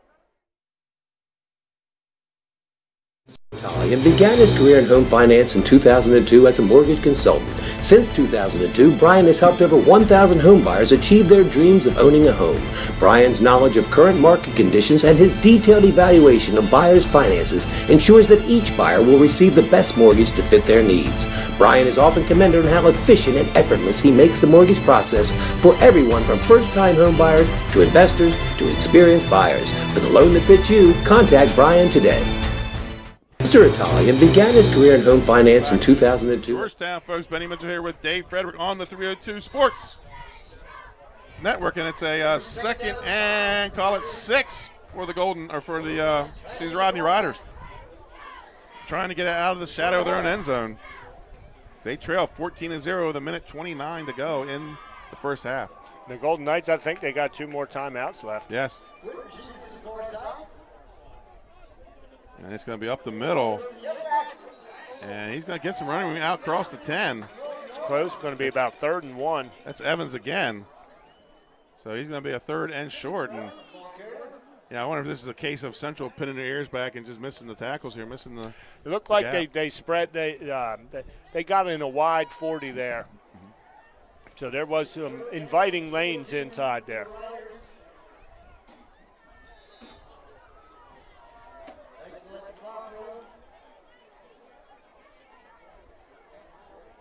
Third and short for the Riders. Under a minute to play here in the first half. And it's going to be a toss to Evans, and he puts his head down, and I think he got the first down. Yeah. That's a S.E. Doyle first down for the Caesar Rodney Riders. Well, that should keep the ball out of the Sussex Central's hands, provided they don't fumble again, force a big turnover here. 48 seconds to play in the half.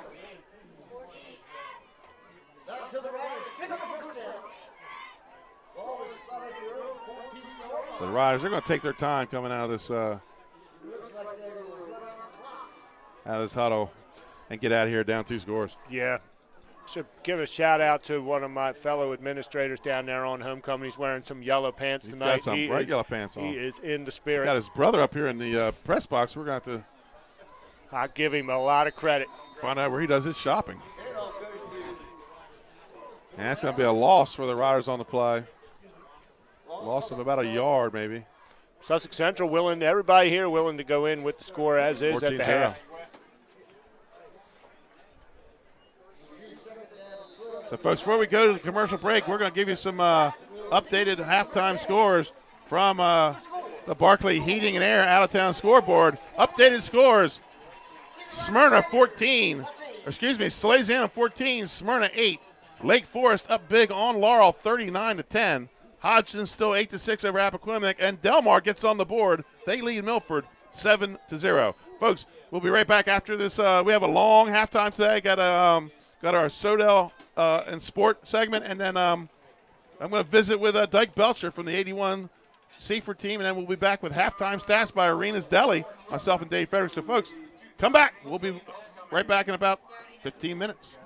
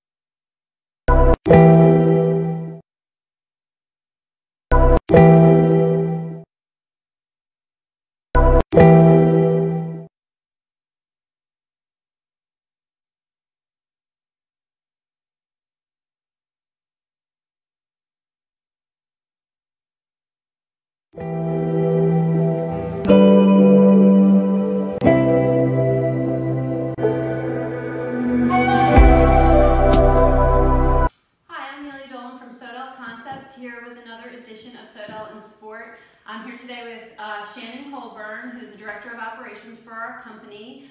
And Shannon, can you tell us a little bit about what that means? So I run Lupo and Blue Coast in Bethany, so I take care of both of those properties. Okay. So Shannon has been with the company for a really long time, and she grew up in the area. She is a field hockey player. Can you tell us a little bit about that, Shannon? So I started playing field hockey in middle school, and then played all the way through high school, a little in college, and then played for, it was actually on the first Delaware Shore team. Oh. So, Ike's first team. Oh, cool. Yeah. So can you tell us, like, you know, your first job in the restaurant, you were pretty young, and you came up through the restaurants. How would you say that your experience on a team helped you with your, what would become your professional career in the restaurant business? Well, the great thing is Sodell is based on a team atmosphere, so everything I learned playing sports growing up transitioned right into my career. So whether it's helping someone in the back or helping someone in the front, or talking to a customer, everybody's one big team. Right. So it's been kind of an easy transition. Right. And you also mentioned to me earlier that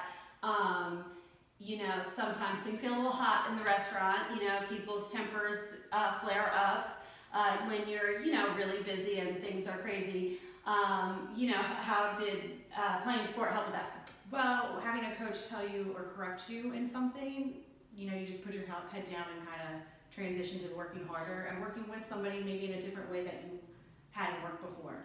Right. Trying to create the best atmosphere and getting the best out of everyone in productivity. Right, great.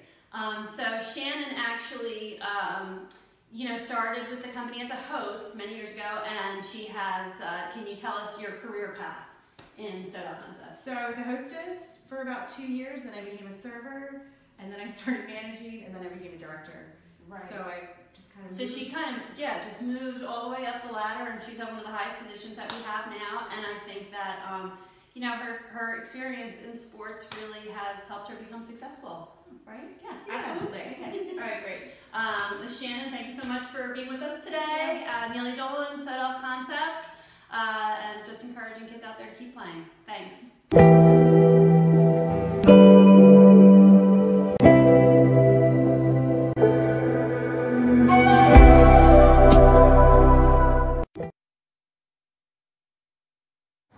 Hello, welcome to 302 Sports. I'm Benny Mitchell.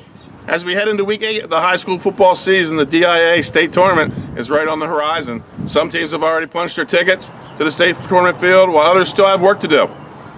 It's some of the most exciting moments of the season, which produces some of our best games. I'm joined today by Dyke Belcher, who was a member and captain of the 1981 Seaford High School State Championship football team. Dyke, welcome to 302 Sports. Thanks, Benny. Appreciate you. So, why 1981? Why Seaford? Dyke, many people, they don't realize that the last team from Sussex County to win a Division I state title in football was you guys.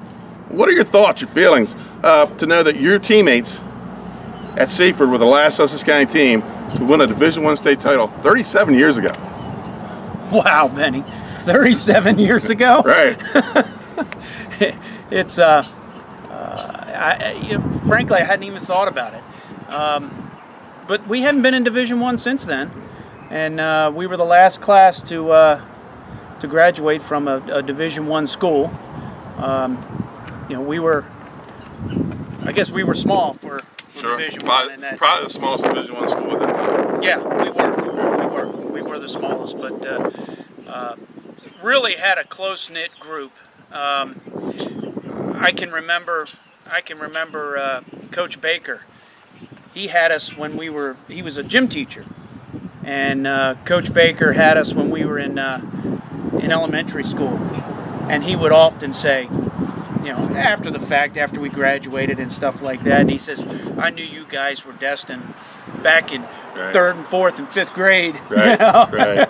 that we just had that rare chemistry and athleticism and really football intelligence, right, that really carried us, because we were sometimes outmanned, you know, pound for pound across the line. I mean, we use technique, right, and our football smarts to Blake, tell us about that season. What memories has it provided? What was the chemistry like in that group? Benny, the chemistry was just unbelievable. We'd have people in town, you know, they if they saw one of us, they saw two or three of us all together. Right. You never saw one without another. Everybody in the locker room was pulling for each other. There was very little cliquish, you know, stuff that went on between folks. I mean, we were really tight as a group. All right, quick memory test. We're in our 50s now. We're going to test your knowledge. Who did you guys beat in the state championship that year? William Penn. 20-13, I believe. 20-13. Right. And you guys, you were the underdogs going in. You were the Henlopen Conference champs. You were 12-0. You scored a ton of points. You had some shutouts. You were the underdogs against, I believe, Dickinson. Yeah. And everybody thought the state championship was played in the semis when the two powerhouses met, William Penn and Sally's. But William Penn and Sally's. You know, you guys came and talked about that state final game. What memories and you have of it? I tell you what, it was cold. I do remember that. But I tell you, when we walked out of that stadium, walked out onto the field, we looked over to the visitors section, thinking that, you know, we'd be on the visitor side, and it ended up William Penn. There was hardly anybody there from William Penn, and on the home side, we turned around and looked, and full of blown gold. The whole town was there. Right. It was unbelievable. Yeah, theaters were closed, and even Dick's barbershop, he closed up to come to the game, and he says he never closes. Right. But you know, it was just amazing, and we had people. I had friends that. Oh, I'm sorry. And we had people in the stands that couldn't believe how big William Penn was. Right, right. But us being on the field, we didn't see it. I never saw it that way. I mean, I didn't realize that they were as big as they were until watching the film and everything else. But, you know, we just were never intimidated by anyone. Right. And it just goes to the strength of our coaches and everything else. And you talk about coaching. We're sitting here at Ron Dickerson Field, the famous Dowd Stadium, Bob Dowd Stadium. If you can, describe in words how it feels to be back in the stadium, named after the man you played for and he took you to see for his first ever state football title. Yeah. Well, I'll tell you, when I walked back into the, you know, up the stairs, I got chills. Right. You know, they're just memories after memories after memories, great memories. You know, and just the relationships that were forged that year, and are still today. I mean, you know, we can all get back together, which we did after 25 years. We had a reunion, and it was like we had never been apart. Right. And we had guys flying up from Florida, Georgia, coming in from all over the place to show up at this gathering. Right. And man, it was great. Right. It was great. They named it Ron Dickerson Field, but they could name it Captain Dick Field, and everybody would still know who it is. Everyone would know. Talk a little bit about Captain Dick. Captain Dick really kept us grounded. You know, super motivator. he and Coach Hollis and Coach Sowers. There were only 3 coaches. That's all we had. Were 3 coaches. Right. Now you look on the sidelines and 10 or 11 of them. Yeah, there's 10 or 11 or whatever. But we only had 3 coaches, and they were the glue. They were the best, and Captain Dick really kept us. Worked his butt off. I mean, we had scouting reports every Monday, every Tuesday. Mondays was offense, and we'd put the game plan. He'd spend all weekend putting the game plan in and looking at films, and then Tuesday the defense. We'd always come up with a defense to stop their strengths, their opponent's strengths. I think we had 7 shutouts in 10 games. Something like that, yeah. 7 shutouts in 10 games, and that's that was just due to his hard work. Sure. And us believing, and he made us believe in ourselves. Well, over the years, Dover, 1988, they won a title. Caesar Rodney's done it twice in the 90, and then 2008, that was the Ron Harmon year. And then most recently, the three-peat of Smyrna, who was a Division II school back in our day. So the Henlopen Conference is still relevant. It's not Sussex County right now. But in Division II, 12 titles in Division II among Sussex County teams.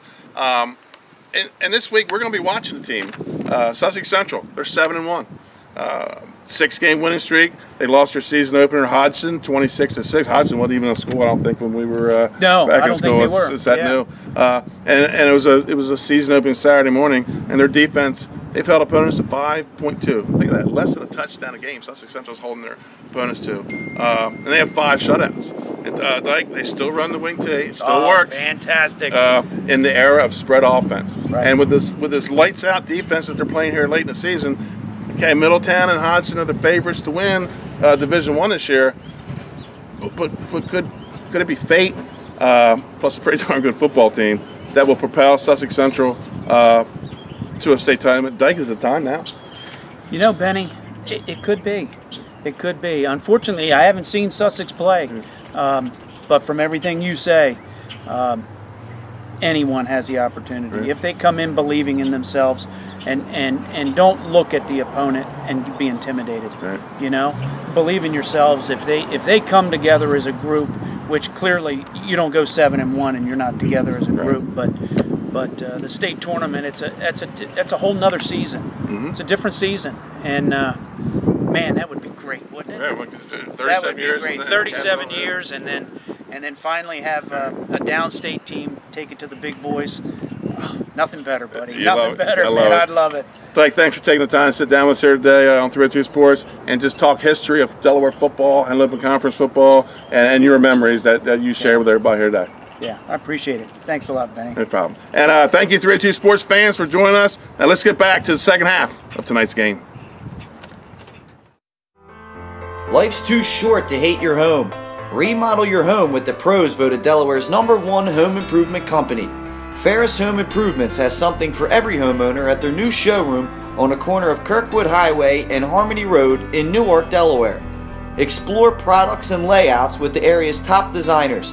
Touch and feel products that inspire your dream space. Ferris Home Improvements' pride in the details make them the area's best in roofing, windows and doors, siding, decks, kitchens and bathrooms. Want a professional no-pressure remodel? Go see the best at the Big Shamrock on Kirkwood Highway. Ferris Home Improvements. Quality workmanship from a neighbor you can trust. Congratulations, Dover Federal, on 60 years in business in Delaware. You've been by our side since our doors opened. Thank you so much for giving me a call on so many years ago when I had no credit. You helped our business grow into what it is today. As a military family, thank you for supporting the financial needs of servicemen and their loved ones. Happy anniversary, Dover Federal Credit Union. Happy anniversary, Dover Federal. Thank you. Thank you. Local people, local decisions, Dover Federal Credit Union. Congratulations, Dover Federal, on Scott Camera from Soto Concepts. It's off season at the beach. That means great specials throughout all of our restaurants. Come check it out. Catch 54 in Fenwick Island. Northeast Seafood Kitchen in Ocean View, Delaware. Blue Coast Seafood Grill and Raw Bar in North Bethany. Matt's Fish Camp in North Bethany. Lupo Italian Kitchen in Rehoboth Beach. Blue Coast Seafood Grill and Raw Bar in Rehoboth Beach. The Clubhouse at Baywood on Long Neck. Matt's Fish Camp in Lewis, Delaware. And Fish On in the Villages of 5 Points. If you missed any of them, check it out at SodelConcepts.com. See you soon. Hi, I'm Scott Kammerer from Sodel Concepts. It's off season at the beach.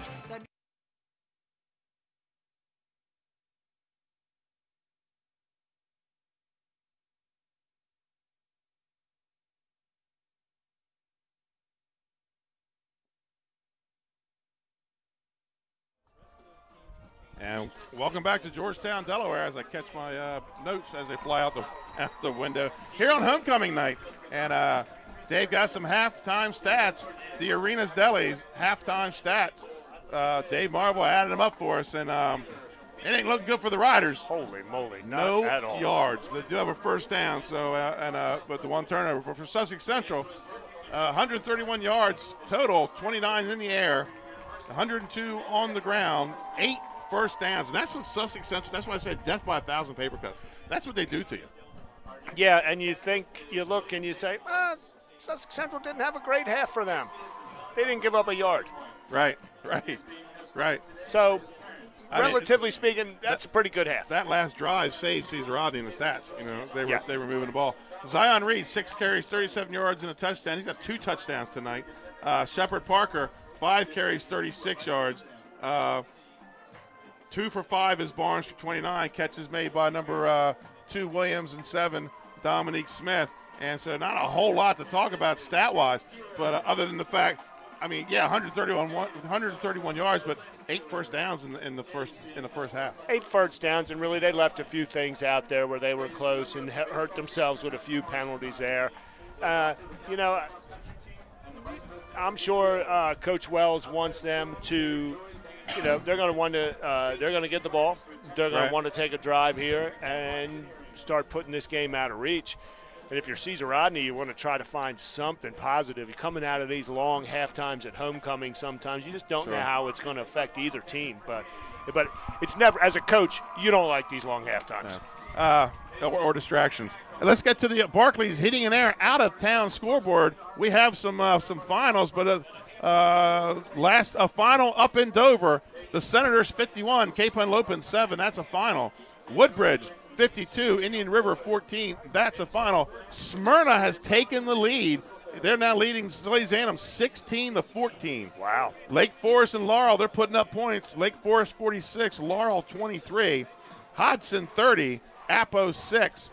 Mount Pleasant leads McKean. McKean fighting for their playoff spot.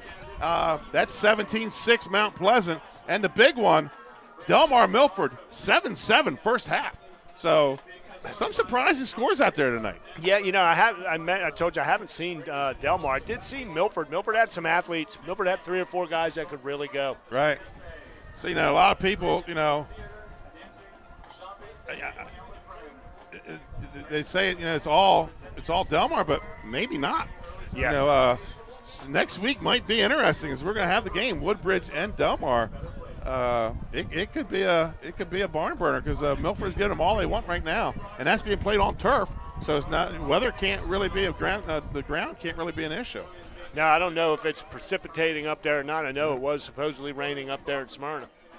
So and that's another turf field. Let's talk about Buffalo Wild Wings, folks. Buffalo Wild Wings all over the state, but excuse me. Next Wednesday night at the Rehoboth Beach. Buffalo Wild Wings, 8 o'clock. We'll have Jody Holloman from Delmar, the Delmar field hockey coach. She'll be in as they're getting ready to start the field hockey tournament. And Dave, talk a little bit about that right now. Talk about those brackets. Well, you've got it split up in Division I and Division II right now. Delmar is basically they're 15-0. I think they've maybe given up 1 goal. Right. They're ranked in the top 10 in the country. I did see them play against Cape. It was a 3-1 game. It was 2-1 at one point. Took a goal off the board there for Cape, but they're fast, aggressive.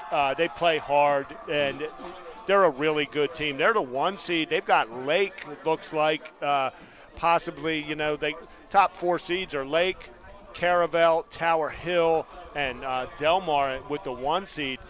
they've got Lake on their side of the bracket. You know, until proven otherwise, the Henlopen Conference dominates field hockey in the state. Jump over there to Division I because that's an interesting bracket. Yeah, it's the top half of the bracket's 18 bracket in Division I. Right. Top half of the bracket's got Cape versus Smyrna, Polytech versus Sussex Tech. 4 Henlopen Conference teams in the top of that bracket. Bottom of the bracket's got Padua versus Middletown and Charter versus Concord. Again, until somebody proves otherwise, it doesn't really matter to me what the seeds are. The Henlopen Conference really is. Yeah,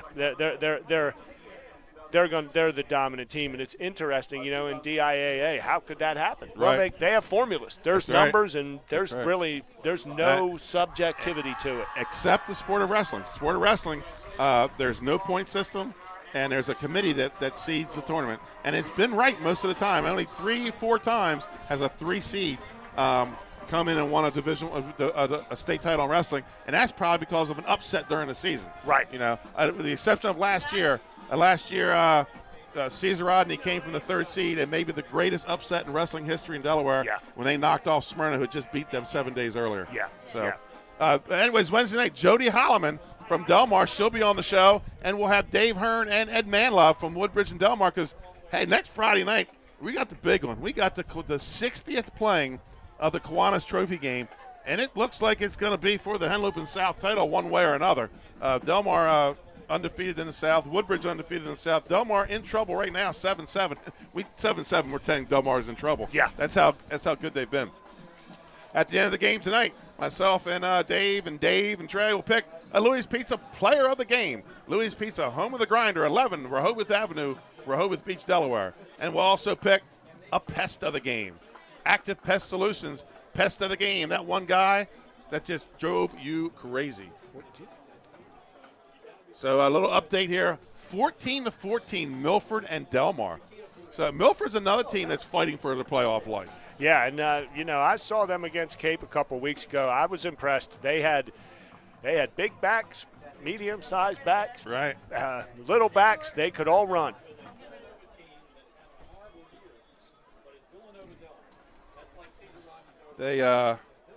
Where are the Hornets from? Hornets had a big win last week. They got their first win of the season, Delaware State. I think it was North Carolina A&T. Yeah, and Wesley, they're getting close to their playoffs here soon. And then University of Delaware, they're on the road this week, I believe, up north. Are they up north this week? You know, Not I sure. don't know. Number 10 in the country. University of Delaware, number 10 in the country. So win a couple more and they'll have a home game.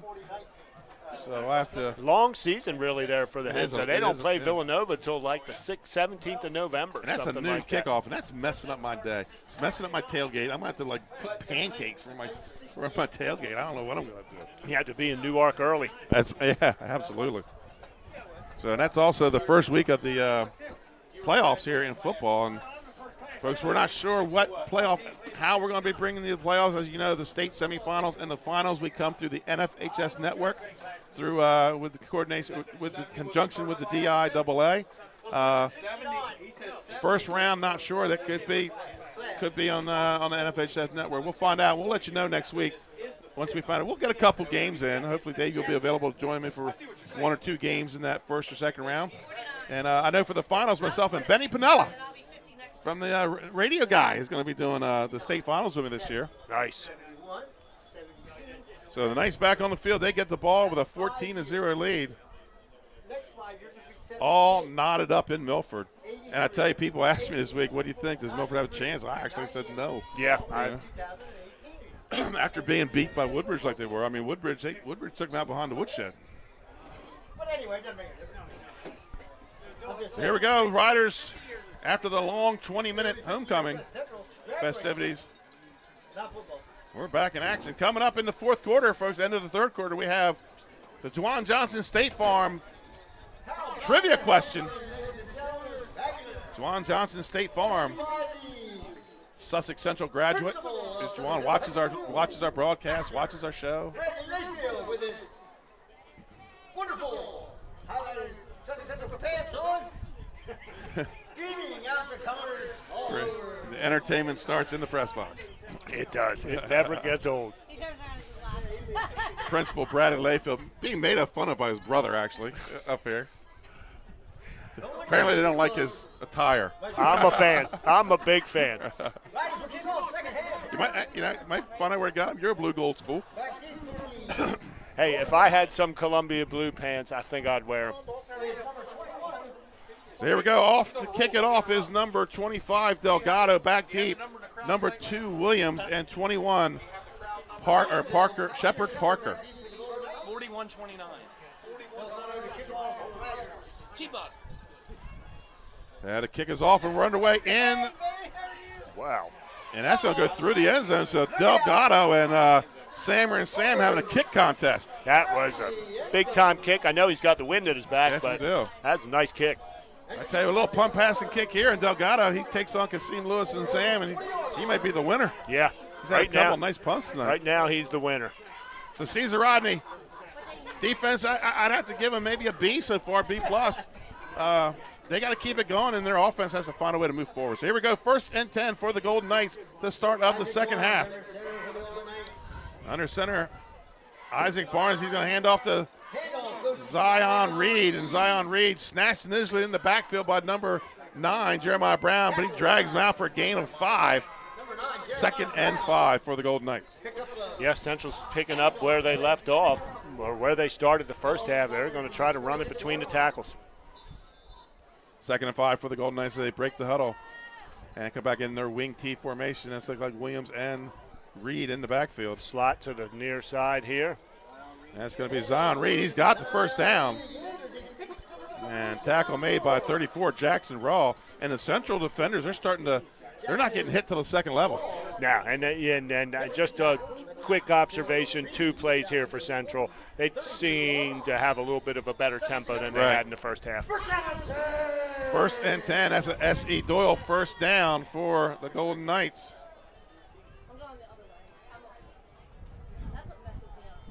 And wind really picking up as we're starting to feel here in the press box. And that's going to be Zion Reed on the carry. He's got the first down, steps over a tackler, gets a block by number 3, Toppin, but brought down by number 11, Jordan Allen. Nice run by Zion Reed. Yeah. Jordan Allen able to get him out of bounds. Yeah. Halftime seemed to have been good to Sussex Central. Yes, it has. So far in this game, very few penalties in this game, so it's cleanly played so far. 1st and 10. It's another S.E. Doyle first down for the Golden Knights, and we'll probably see 8-10 more of those again in this half. That's just the way Sussex Central designs their offense. Yeah. They are going with what they do best. And it's going to be a little sidestep there, and it's going to be Stratton on the carry. That's about 4 runs to the fullback there away from the slot. Pickup of 8. I think we call that the belly in the wing tee. Into the tight end side, into the boundary. Pickup of 7 on the play brings up 2nd and 3 for the Golden Knights. You know, it's interesting because CR used to be a strictly wing T team with Kavaleski and Schoenwolf. And they run a little pistol with some wing T plays, but they've gone more of a straightforward. And tonight, look, they're just doing everything they can just to get yardage tonight, no matter what they run. Yeah. Here comes the counter. That's wrapped up. That's sniffed out by the Riders. And again, CR came with pressure there. Hudson again on the tackle, the sophomore. They got almost in a gap 8 there. The backers came right up. They almost daring Central to throw the ball. Yeah.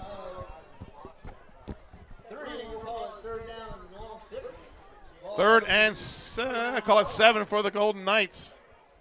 They're at their own 30-yard line.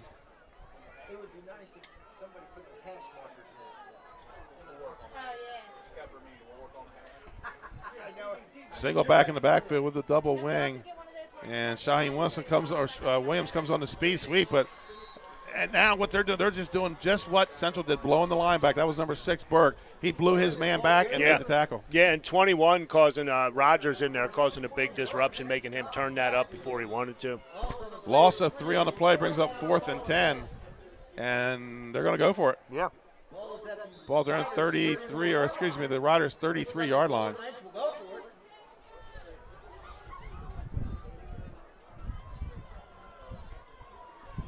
And the way they're running the ball, these two teams, we could be out of here quick and in Buffalo Wild Wings tonight for 10 o'clock.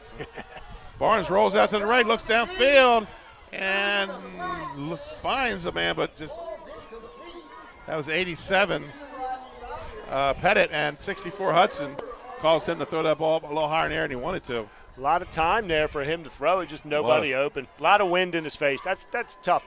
Tough throw into that wind. So Caesar Rodney's showing that they got some coverage in the secondary. They filled up, like you said, they filled up the gaps and dared them to throw the ball.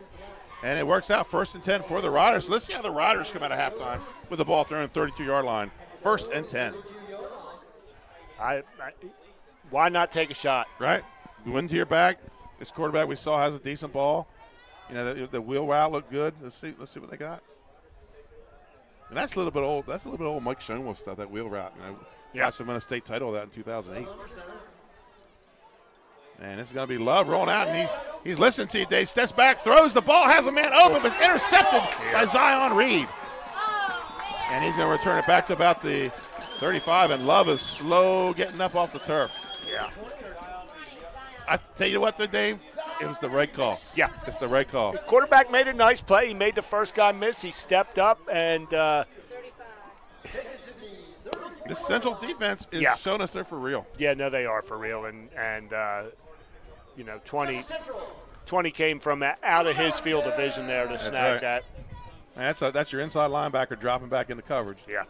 So 1st and 10 for the Golden Knights at their own 34-yard line. They lead 14-0. It's going to be a toss to Reed. He's been the man tonight in the backfield, and he's going to get it across the 30 to the 25. It's going to be close to a first down, but I think he's just going to come up a little short. Yeah, Reed, two-way player, makes an interception, takes the toss. Next play. He's going to go take a break now. Ball just inside the 25. 2nd and short for the Golden Knights.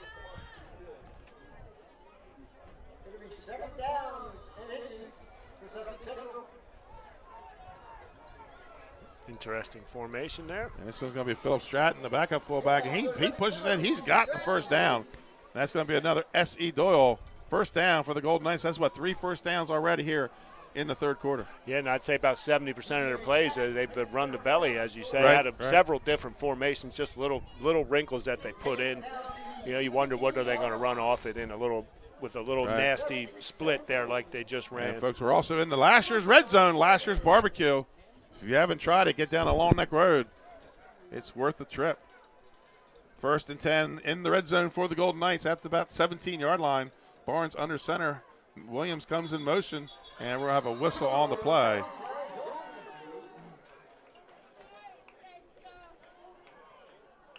Let's see what we got here. It's like motion against Central. That's what it is. Mark it off 5 yards. So Sussex Central now back out of the red zone. 1st and 15.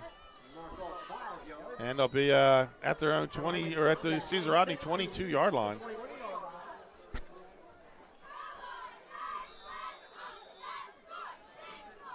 And another thing this Central offense does is not only get 18 to 20-some first downs, they eat clock on offense.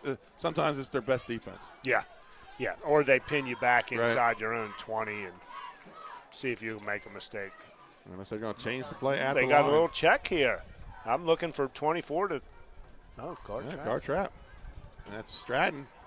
He sniffed out. The Riders not doing a bad job on defense. That's Hudson again. Looks like CR got in man right there. They checked. I thought maybe they would check. They pressed up here. Why not throw the go route? They're daring them too. No gain on the play. 2nd and 15 for the Golden Knights.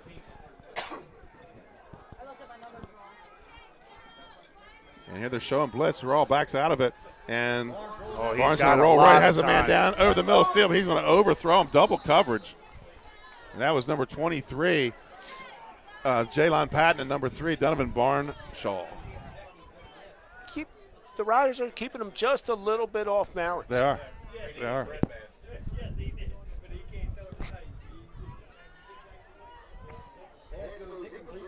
Well, I guess with that defense, sometimes your offense can take a night off.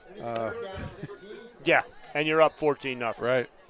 And they could turn it back on. Yeah, they can do it quickly. Shake loose here at any time. 3rd and 15 for the Golden Knights. Coming in off the incompletion. Barnes brings the play in front of the sidelines. It's going to be a top end split to this side. And it's going to be counter. That's a big And that's going to be Williams, and he's going to take it inside the 10, down to about the 6-yard line. Looks like a first down to me. And that's going to be another S.E. Doyle first down. And you kind of felt it was coming, either counter or counter crisscross, because that's their game plan.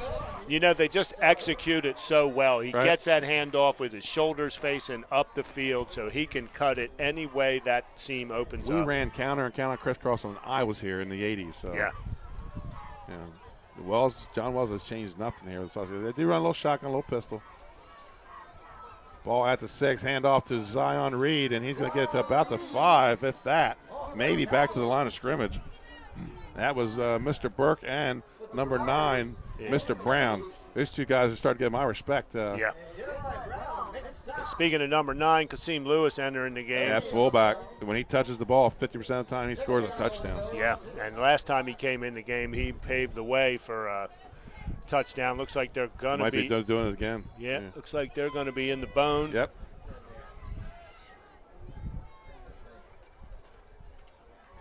And this time it's going to be Williams. He's hitting the backfield. Two guys missed him, but number 2, Manny Kennedy, he finished it. Great play. Almost gave him a little suplex there to take him to the turf. Great play. That brings up a 3rd and goal for the Knights. They lose 3 on that play.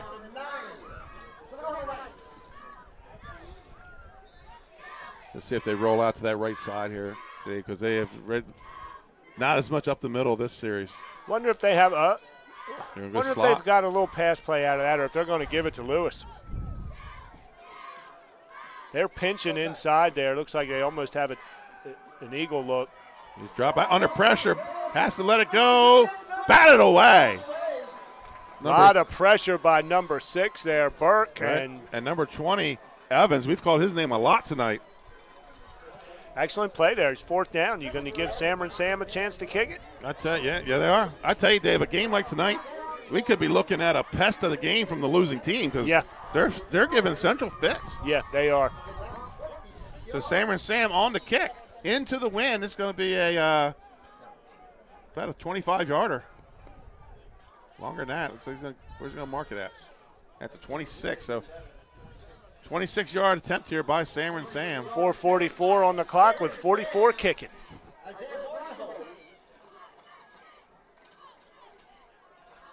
And they draw them all sides. Both teams are moving.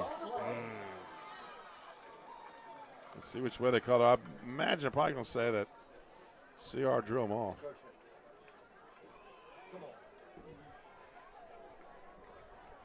Looks like that wing flinched a little bit out there. Yep. Oh, it's on the Central. Yep. So that's going to move it back 5. Cannot make John Wells happy. Not at all. So that's going to make it a 31-yard attempt for Sam. And we've seen him kick from this range before, but this time he's into a strong 12 to 15-mile-an-hour wind. Good test for number 44. Yeah, when we get to the playoffs, this guy could be called on to win a game. Snaps down, up and good. Good snap. 31-yard kick by Sam, 17-0, Sussex Central. Folks, we are going to take a timeout and be right back. Your score, Sussex Central 17, Caesar Rodney 0.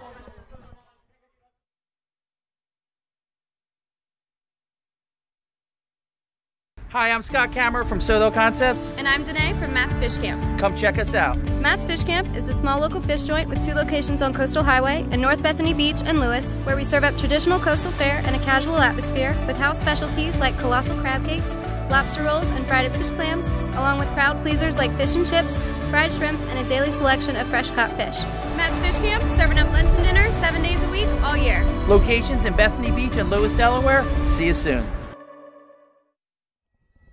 And welcome back to Georgetown, Delaware, on the campus of Sussex Central High School. I'm Benny Mitchell with Dave Frederick on 302 Sports Network, bringing you the Hennepin Conference Friday night game of the week, and we've got a good one. 17-0 Sussex Central, and I think a lot of people, I picked Central 35-7. Yeah. So Caesar Rodney so far proving me not so much wrong, but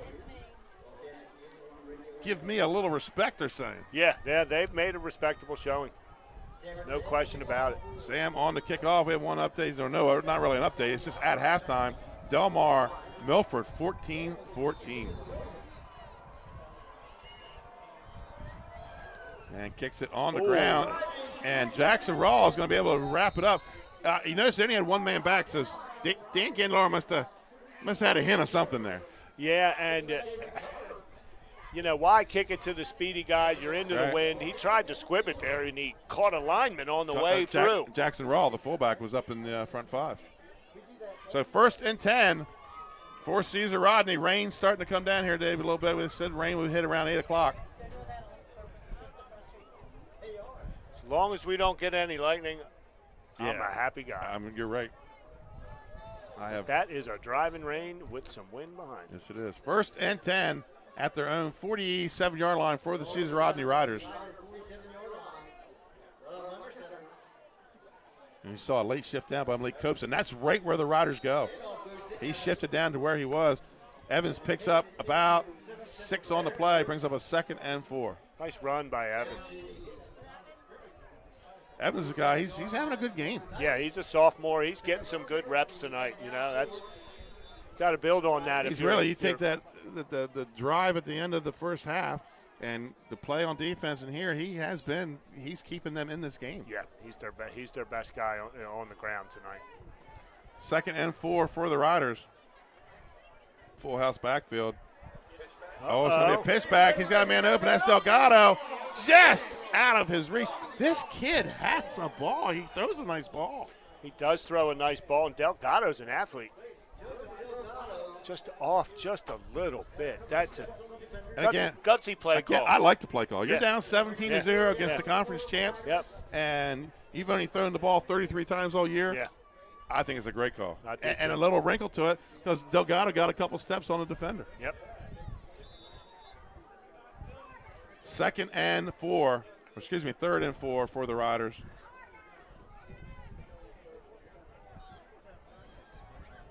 And across midfield, I think this may be the first time in Sussex Central side of the field. And that's counter. Just a risky play against that much pressure. That was number 11 on the carry, Jordan Allen, but Malik Cope said no. No gain on the play, brings up 4th and 4, and the Riders are going to go for it. Yeah. What's your play on 4th and 4? I think they're going to throw it. Yeah, I think you have to. And they're going to come out with a single back in the backfield. Little shotgun, and I'm going to say that. Oh, through the hands of number 80. That was John Devonish Jr. This is a young Caesar Rodney team as I'm looking down the grades. So turnover on downs, 3:09 to play here in the 3rd quarter. Sussex Central will take over 1st and 10 at their own 47-yard line. So with 3 to go, let's get to the Juwan Johnson trivia question. What former Henlopen Conference player walked on at an NCAA Division I school, earned a scholarship as a junior, and ended his career as a Capital I academic All-American? Answer will come up in the 4th quarter. I'll read that to you one more time, folks, before we have this play. And that's going to be number 2, Williams on the carry. I think I might know that. All right, let's get that question one more time. What former Henlopen Conference player walked on at an NCAA Division I AA school, earned a scholarship as a junior, and ended his career as a Capital I academic All-American? Folks, that answer will come up in the beginning of the 4th quarter, and my partner here, Dave Ferrer, thinks he knows it. So we'll find out. 2nd and 5 for the Golden Knights. Ball at the Caesar Rodney 47-yard line. Correct that, 48-yard line. It's going to be a handoff to Reed. Sidesteps, gets the first down. Sidesteps again. He's got a man to beat, and he's going to go low. That was number 3. Barnshaw again. That was a nice tackle by Barnshaw because Reed was on his way to the house. He was on his way because Caesar Rodney brought the house, and if you bring the house and you end up at the 2nd level with a guy like Reed, he's going to make you pay. A couple of nice cuts there by Reed. I call it the old Woodbridge 2-step. Yeah. All those Woodbridge backs can take that little jab step. So the ball That's another S.E. Doyle first down. And we are in the Lashers red zone. And 1st and 10, that's going to be Shepard Parker, right side. And going to be brought down by number 9, Brown. Nice run there. He dipped back inside. If he kept going outside, he might have gone. 2nd down coming up for the Golden Knights. Pickup of about, 3 on the play. My wife chiming in thinks she knows who it is. Yep. I'm going to agree with your wife.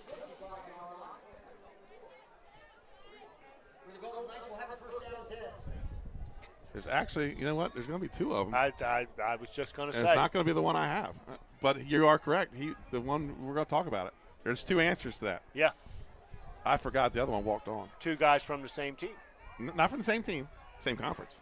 Oh, really? Yeah. Interesting. Oh, long pass, and it's going to be just out of his reach. I forgot that this one walked on. I thought he went on scholarship, but you are correct. I got some story for that too, because I remember that very well. Well, we'll have to add him to the answer because it is a correct answer. Ball falls incomplete. Minute 33 to play here in the 3rd quarter.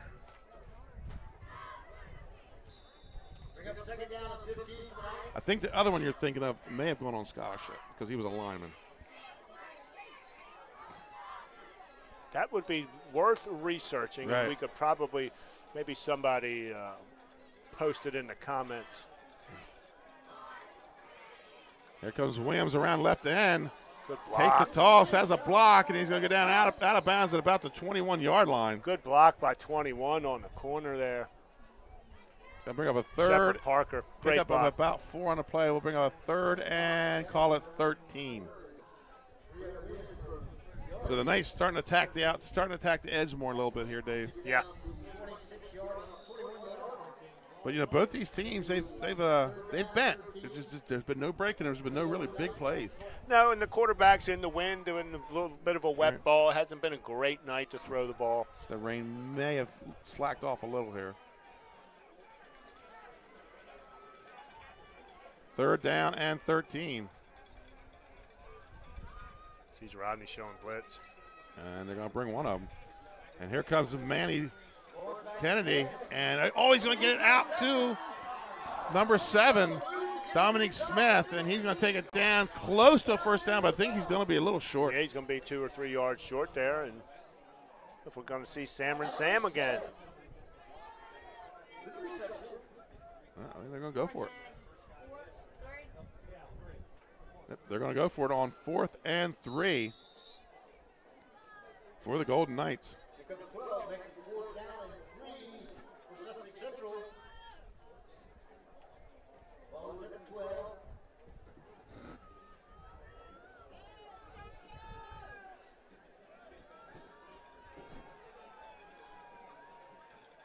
Williams comes in motion. Got him. I think they're going to get him to jump. Yeah. It's a great call to send somebody in motion and go on 2 because you get so used to that cadence, and right. Very seldom do you go on 2 in motion. And sometimes you're not even planning to snap the ball. Is this a half a distance? Yep. It's going to be a 5-yard penalty, 1st down. So 1st and goal. And they're going to be about the 7-yard line.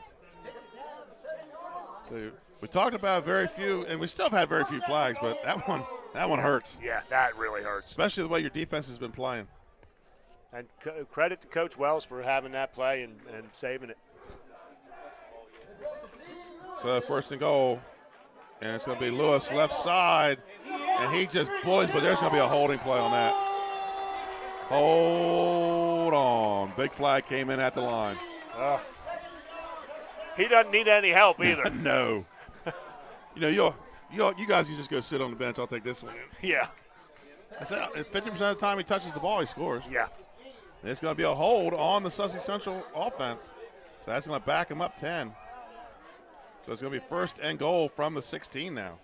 Kasim Lewis is hiding behind his teammates there, hoping he doesn't get pulled out here. Right.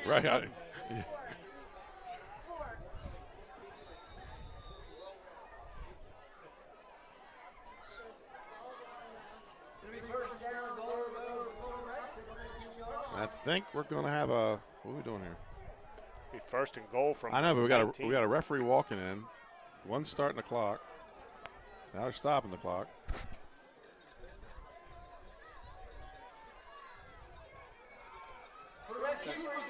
Barnes on the keeper, rolls around right end, cuts it back inside. Jackson Raw grabs him from behind, brings him down just outside the 5, back to the original line of scrimmage. Lineman out here on the end did a nice job of just sort of not laying that block on. He had that defensive tackle. He almost drew a flag. He did a nice job of pulling off there. Gets it inside the 5 to the 4-yard line.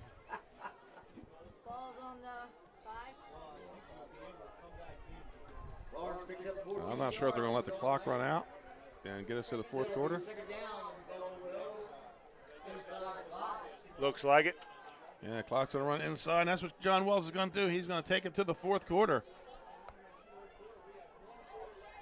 17-0 Sussex Central. So, folks, at the end of 3, Sussex Central 17, Caesar Rodney 0. 2 top 10 teams here in the state of Delaware, and we'll be right back with some 4th quarter action.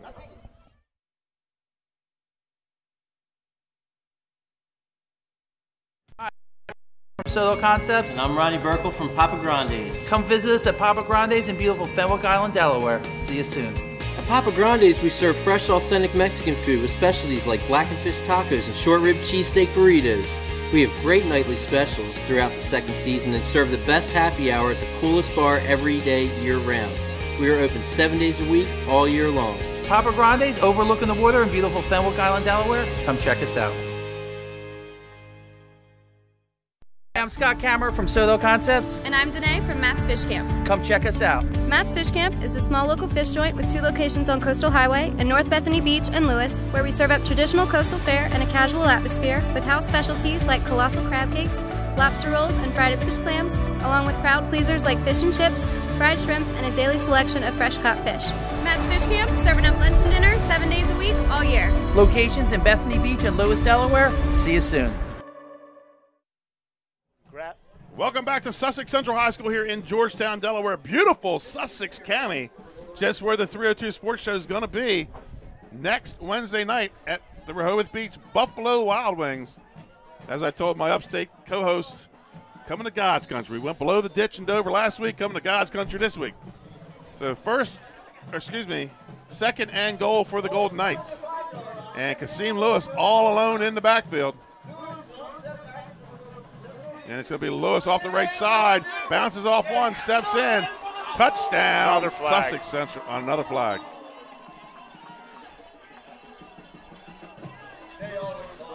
So hold everything, folks. Kasim Lewis is like, what do I got to do? He is nimble on his feet, too. He's still holding the ball. Like, what do I got to do? So touchdown is erased, and another holding penalty. So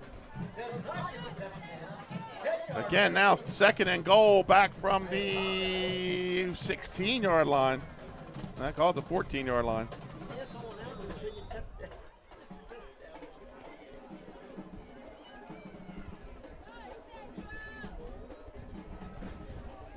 So the Knights break the huddle. You know, they've been in this red zone for about 20 minutes, it seems like. Riders showing blitz. It's going to be a toss to Kasim Lewis. Puts his head down and stepped out at the 1. Hey, look at Shepard Parker. Upset for him. Yeah, give him the ball He's again. Like, come on, give it to him. Give it to him again. Right. Man, he looked like a gymnast going down that sideline. Fred Flintstone. In the bowling episode. That's right. Kids today don't know what we're talking about, man. Sorry. They don't know what bat poles are either. It's crazy. Twinkle toes. Yeah. Ball inside the 5. It's going to be Lewis again. Bullies his way in, and he takes a man in the end zone with him. He's going to get it. I think he's going to get a face mask. That was Burke that he dragged in the end zone. Yeah. Looks like we're going to get a personal foul face mask call here, I hope, for Kasim Lewis's sake. Right. Yeah, please don't be another hold.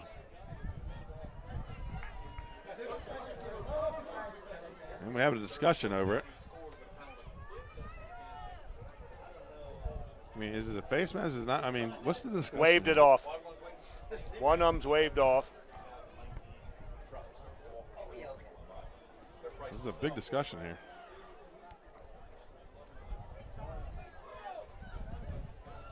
Well, we had a moment. I'd like to thank key motors for the 2019 trucks used in the homecoming parade. They're a price to sell, ladies and gentlemen, so stop by McKee Motors. They're a great spot. Well, we're going to get a call. Personal foul, face mask, decline, touchdown. And not to harp on refs, but it really took that long to. Yeah, we kind of saw it from up Right. here. It's It's long a touchdown. as they get it right, it's a touchdown. 23-0 for Sussex Central. And on comes Samron Sam. And folks, we're going to stay here after the extra point because we're going to talk about it. He's going to go plenty of time to talk about my mistake because I didn't have enough people on my answer for the Juwan Johnson trivia question. On the kick, Samron Sam. Low snap off to the side, gets it down, up, and it's good. Sussex Central 24-0. So, folks, we'll get back to this. The Juwan Johnson State Farm. Juwan Johnson for all your insurance and money management needs. Visit Juwan Johnson. So let's get back to the question.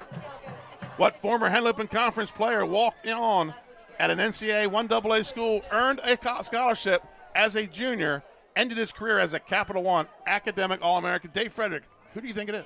Well, my first guess was kid I coached, two guys I coached actually, Mark Moore and Trip Del Campo. Right, Mark Moore is correct, and my wife, Kristen Mitchell, chimed in on to also Mark Moore, but that wasn't who I was thinking of. That those correct answers was Deion Jackson, 1996, here from Sussex Central, went on to play at Villanova and had the game of his career against the University of Delaware his senior year. Yeah, he was a great high school player. I certainly remember him. All-state in 2 sports, baseball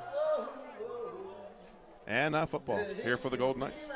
Folks, coming up next Friday night, our game of the week, we're going to be in the Bridge.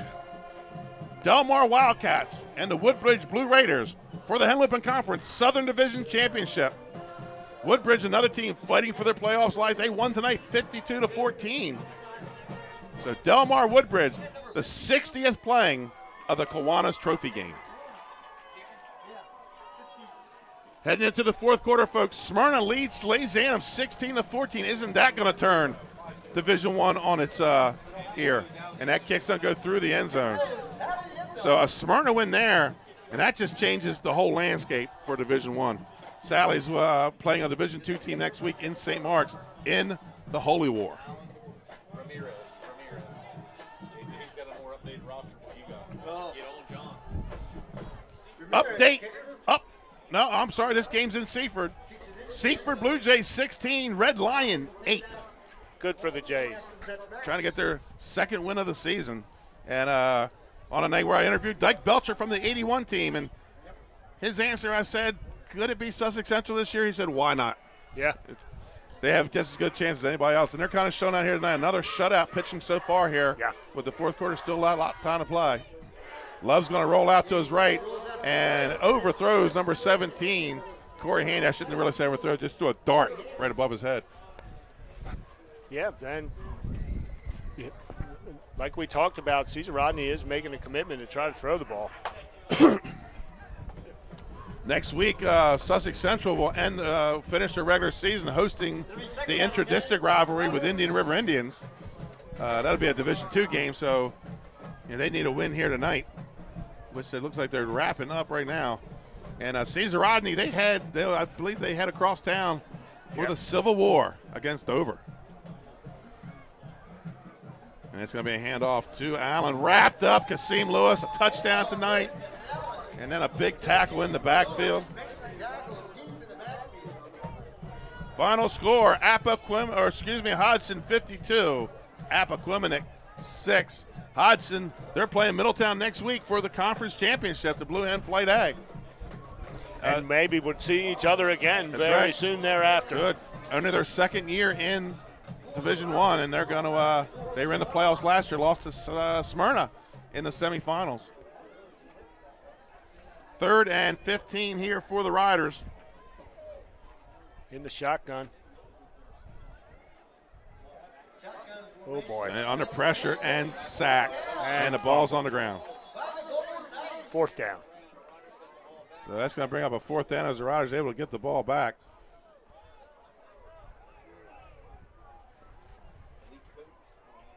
And I have to tell you, the at least body position, that type of thing, the Riders have not really showed that they're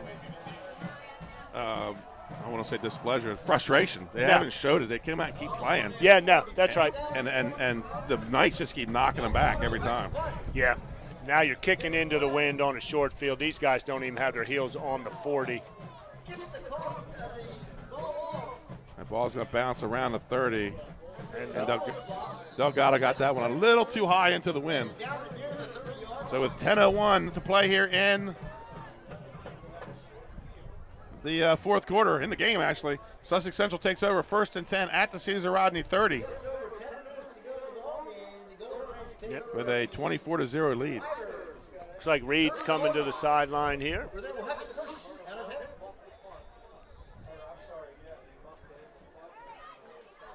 First and 10.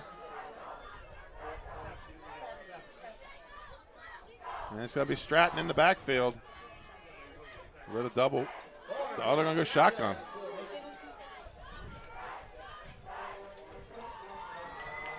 And there's that hitch pass again. That one's a little more of a backwards pass.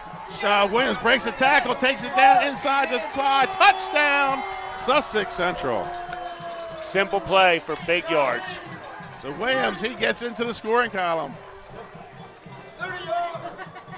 And just like that, Sally's now leads Smyrna 22-16. You got to wonder if Smyrna got some people healthy this week. Really? Yeah. 30-0, Sussex Central in the lead. Big, I'm not sure if that's going to be a run or a pass, because that looked like it could have been a backwards pass. Yeah, I think that's going to go in as a pass, just over the line of scrimmage. And a new kicker on here for the Golden Knights. This is number 50, Alan Sandoval Ramirez. So Coach Wells digging deep into the Hispanic community for his kickers. And he has it up. And it's good. It's good. There you go. 31-0. And talk about, we're going to stay here with the timeout, folks. And you talk about how a guy that really was able to dig into that community was Phil Schulte, the wrestling coach here. Got a lot of good Hispanic kids out, mostly upper weights and a few lightweights, and won himself a title before he got out of here and retired. But yep. Went out on top. Yeah, they're here in your community, and find a way to get them involved and use them. So 31-0 for the Sussex Central Golden Knights, and we said this could happen. Tight game early, and they just slowly pull away. Yeah, there's 9 minutes left, and you're playing the rest of the game with the wind in your face if you see Rodney. Right, it's hard to throw, and they don't throw a lot as it is.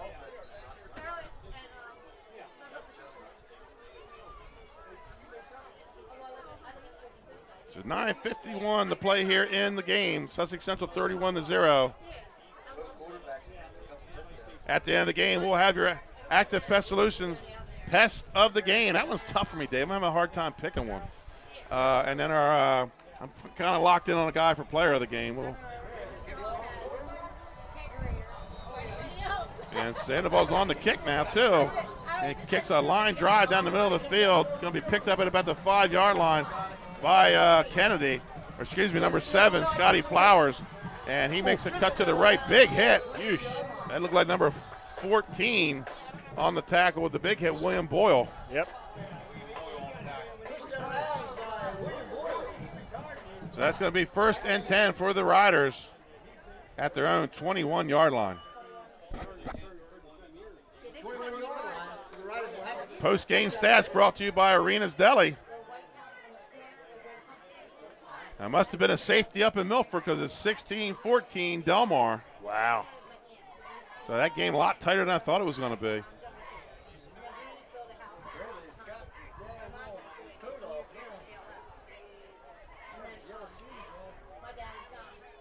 And the Riders break the huddle, full house backfield with a slot to the near side. And it's going to be fullback up the middle, and that's number 20. Christopher Evans, I'm still liking him post so game. am I. Yeah. Pickup of about 5 on the play, 2nd and 5.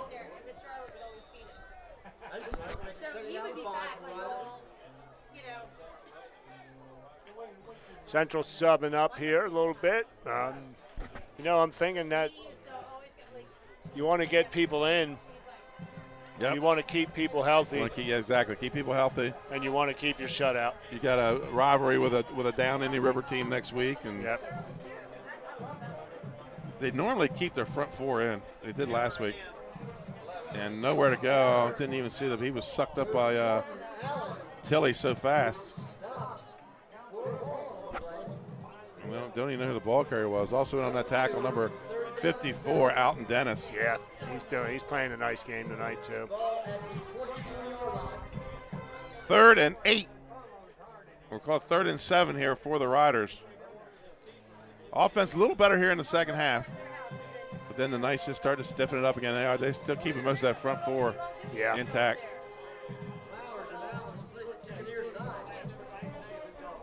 And it's going to be Evans again, and he might get about 2 yards. They're in a punt situation, giving it back to the Knights here with 8 minutes left. Wow, and Sally scored fast again. Now 28-16 Slays Anthem. So wow, they turned it around fast.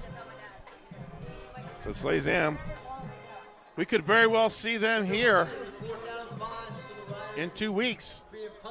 As Central right now looking at a 3rd, 4th seed. And I imagine Sally's be 5. Snap to Delgado, gets it off the back of his up man. Oh my. And he was driven back. Oh my. And that's going to be touchdown. Number 16 with a really nice play there. Number 16, Dorian Armstrong, but sophomore. The up back was blown back into the punter. Yes, he was. Not by the wind. No. That was a nice grab by 16 to hold on to that ball. How long did it stay on his fingertips? Yeah, he picked it up off the turf and sort of brought it back into his body there with one hand. He said, I'm a sophomore. This ball's in my fingertips, and I'm getting it. Nobody else is. Dorian Armstrong with the touchdown for the Golden Knights, and he comes off the field. Yeah. All kinds of excited. Yeah, and we are in a running clock situation here in the 4th quarter, which means I get the Buffalo Wild Wings sooner. There you go. And again, Sandoval Ramirez in for the extra point. The ball's bobbled. Fire. And oh my. They may convert this. Yeah. Yes, they did. They did. The Riders tried to spread out and keep it in, and he's just able to dump it off. And that was Isaiah Barnes. Yeah, so he's got a little quarterback in him too, because he was directing traffic out there and bought himself a little time. That was textbook. That was absolutely textbook. He pressured them at the line of scrimmage, and the whole play, both sides, was done correctly. Caesar Rodney didn't panic, didn't force it, spread out, and Isaiah Barnes is able to find an open guy. Yeah.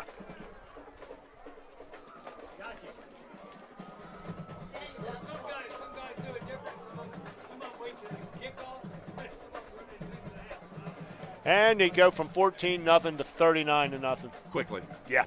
Very quickly. And that's what they do. They wear you down. Right. Cannot wait to the playoffs to see what we've watched this year. If this has been an improvement by Sussex Central.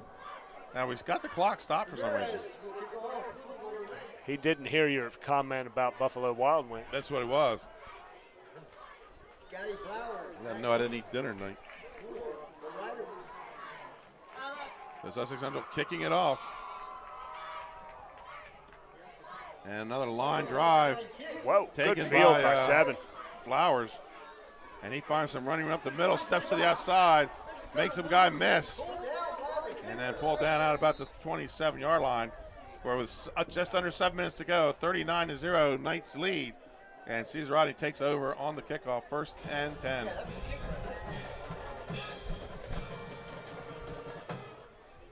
Looks like Sussex Central's doing some pretty liberal substituting here. They still have Barnes in the game back there at safety.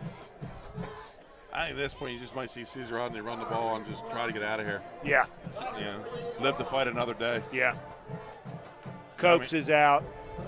Lewis is out. And out comes Barnes. Yeah. So CR's going to take a timeout, and that's probably what they're going to do is sub themselves. So, folks, we're going to take a timeout with them. We'll be right back. Your score with 6:20 to play in the fourth quarter. Sussex Central 39, Caesar Rodney 0. Business in Delaware. You've been by our side since our doors opened. Thank you so much for giving me a call on so many years ago when I had no credit. You helped our business grow into what it is today. As a military family, thank you for supporting the financial needs of servicemen and their loved ones. Happy anniversary, Dover Federal Credit Union. Happy anniversary, Dover Federal. Thank you. Thank you. Local people, local decisions, Dover Federal Credit Union. Congratulations. And welcome back to Georgetown, Delaware, Sussex Central High School. Hennepin Conference Friday night game of the week here on the 302 Sports Network. And what we had was a game that was competitive really up until the fourth quarter. Yeah, up until just maybe 10 minutes ago. So 1st and 10 for the Riders.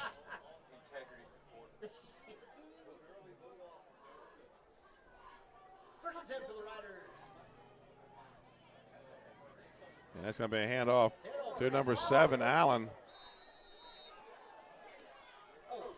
Gets a pickup of about 2 on the play. Good Brings little up run 2nd there. and 8. It looks like, Sussex Central's going straight second platoon here. So they're going to. With the exception of they have Saffel back at safety. I tell you, that's a kid right there that he's not finished until he's done breathing. Right. That kid's going to give you everything he's got. Yep. 2nd and 8 for the Golden Knights, or excuse me, for the Riders at their own 30-yard line. And it's going to be a handoff to number 14, Kendall Smith. And he picks up about 4 on the play. Tackled by number 12, Sean McGee there, 10th grader. And we have a timeout. That Sean McGee is the younger brother of the Barnes twins. Yeah, nice tackle. And we have an injury timeout. So while we got an injury timeout, let's talk about some of the people that make our broadcast possible. Sodell Concepts, they are our official live stream sponsor for all our sports that we do year round. Dream Scouting Network, Barclays Heating and Air, Lasher's Barbecue, S.E. Doyle, General Contractor, Juwan Johnson, State Farm, the Purple Parrot Grill, Arena's Deli, Active Pest Solutions, Green Blade Irrigation and Turf Care, and Louis Pizza. Home of the grinder. Home of the grinder. And I probably should have done that, Dave, because now I'm even hungry. Yeah. I didn't realize how many food sponsors we had. Yeah, I think Louis is probably, they might be open now, but I don't think I'm going to make it back to Rehoboth by the time they close. No. Coming off the field with a little bit of help is number 81, Melvin Jones, and gingerly on that right ankle. So it's 3rd and call it 4 for Caesar Rodney. 5:20 to play here in the game. Love still in at quarterback. And it's going to be the handoff to Evans, and he's going to get it out to across the 25 or 35 to about the 37. He's going to be close to a first down. 4th down here for the Riders. What do you do? 4th and 1. I go for it. You got the second unit on the field. Try to keep the clock running and get out of here. Yeah.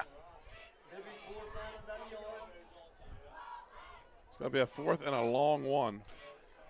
I think I'm going to go with Evans, too. Absolutely, yeah. The guy that, he's a spot player. He's not a starter on the offense, but he's coming ahead. He's probably got 40, 50 yards tonight. Yeah, he's done a nice job. And it's going to be a sweep with Allen. He's got the first down and pulled down from behind. Nice tackle. Must not have got inside the shoulder pads. Yeah. With no flag on the play. But then again, it's the time where you tuck the flags in your pocket with 4 minutes to play. Without a doubt. 1st and 10 for the Riders at their own 45-yard line.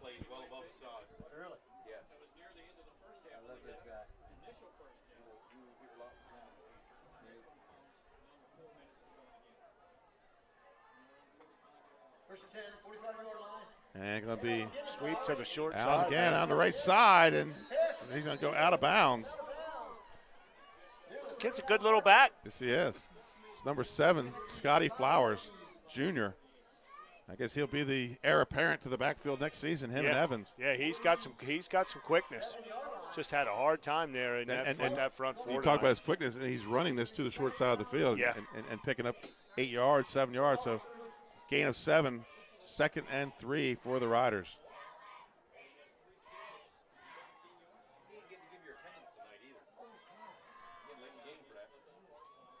And it's just going to be the same play. Turns it up, hits, spins, gets about a yard. Now he pushes the pile. Close. He's going to be close. He's going to be very close to the first down.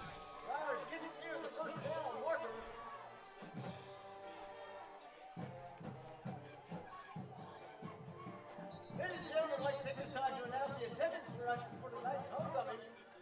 Paid attendance was 2133. Good night. 2,133. So we have a discussion while the clock is running. Well, we have a flag. Good call. Good call. That was close, wasn't it? Yeah, look. You got some of the guests on the other side there. You were Must have a penalty. No? Just 3rd and inches. Maybe they're making plans for dinner. I don't know what happened. It's not like the clock's running or anything. Yeah, guys. nothing going on, is it?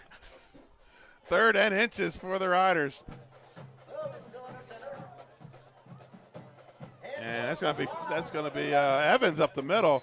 He picks up about 8 on the play, and I like this kid. Yeah, I like him too. He had something to say. Let's not get in. Oh, see, we don't need that.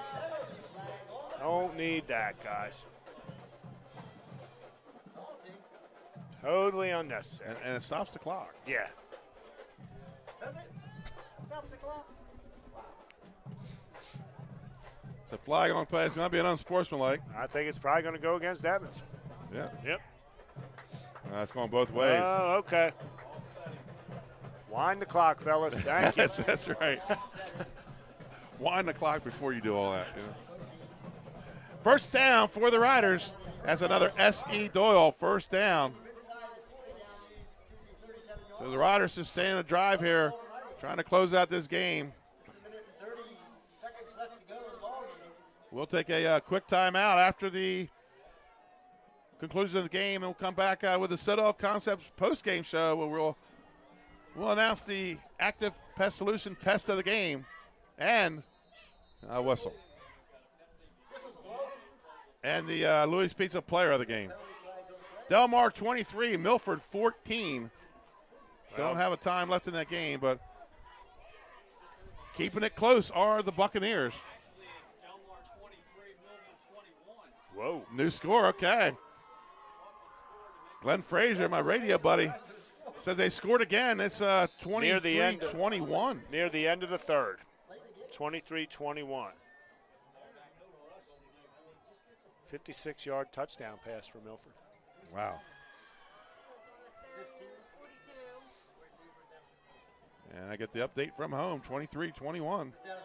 So Glenn is correct. We'll give him 1 point for being correct tonight. And that's going to be number 14. No face mask call on the play. Oh, he runs out of another tackle. Staying on his feet. Oh, he almost. Wow, great run by 14. Number 4, Kendall Smith, a sophomore. Great run. Looked like he escaped the face mask, and then a couple tackles. Cut it back through the middle of the field, and he was shoestringed, or he'd still be running. And that's going to be the end of the game.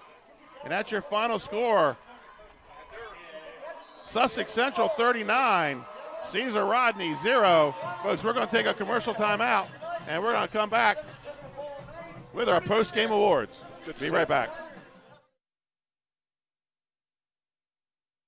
Sodell Concepts, we have 8 locations, a catering company and a food truck right here on the Culinary Coast in southern Delaware, and we'd love to see you at one of our locations. Fish On in Lewis and the Villages of 5 Points. Lupo Italian Kitchen on Rehoboth Avenue in downtown Rehoboth, serving homemade pasta. Papa Grande's in downtown Rehoboth.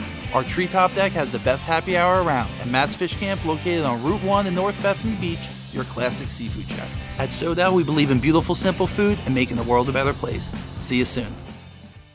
Hi, I'm Scott Kammerer of Sodell Concepts. We have 8 locations, a catering company and a food truck right here on the Culinary Coast in southern Delaware, and we'd love to see you at one of our locations. Fish On in Lewis and the Villages of 5 Points. Lupo Italian Kitchen. And welcome back to Sussex Central High School, ladies and gentlemen. Your final score, the Sussex Central Golden Knights 39, the Caesar Rodney Riders 0. And this game was a game going into the fourth quarter, Dave, and it just got a little bit out of hand, and just some things went bad for the Riders, and next thing you know, it's 39-0. But when the ants are on the screen, that can only mean one thing, Dave.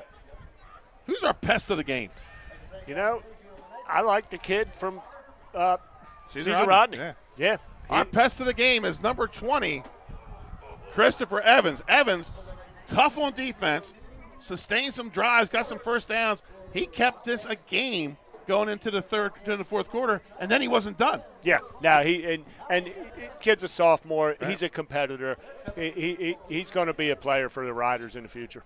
And so you're and in the fourth quarter, I mean, he's in a 39-0 game. He gets 2 or 3 first downs, and he gets the unsportsmanlike. But that's the way he plays, you know. Yeah, I mean, he cares. Yeah, he cares, exactly. So your pest of the game, Active Pest Solutions pest of the game, from the Caesar Rodney Riders, number 20, Christopher Evans. And our Louis Pizza player of the game. Who is it, Dave? It's number 20. Number 20 again. But it's Zion Reed for the Sussex Central Golden Knights.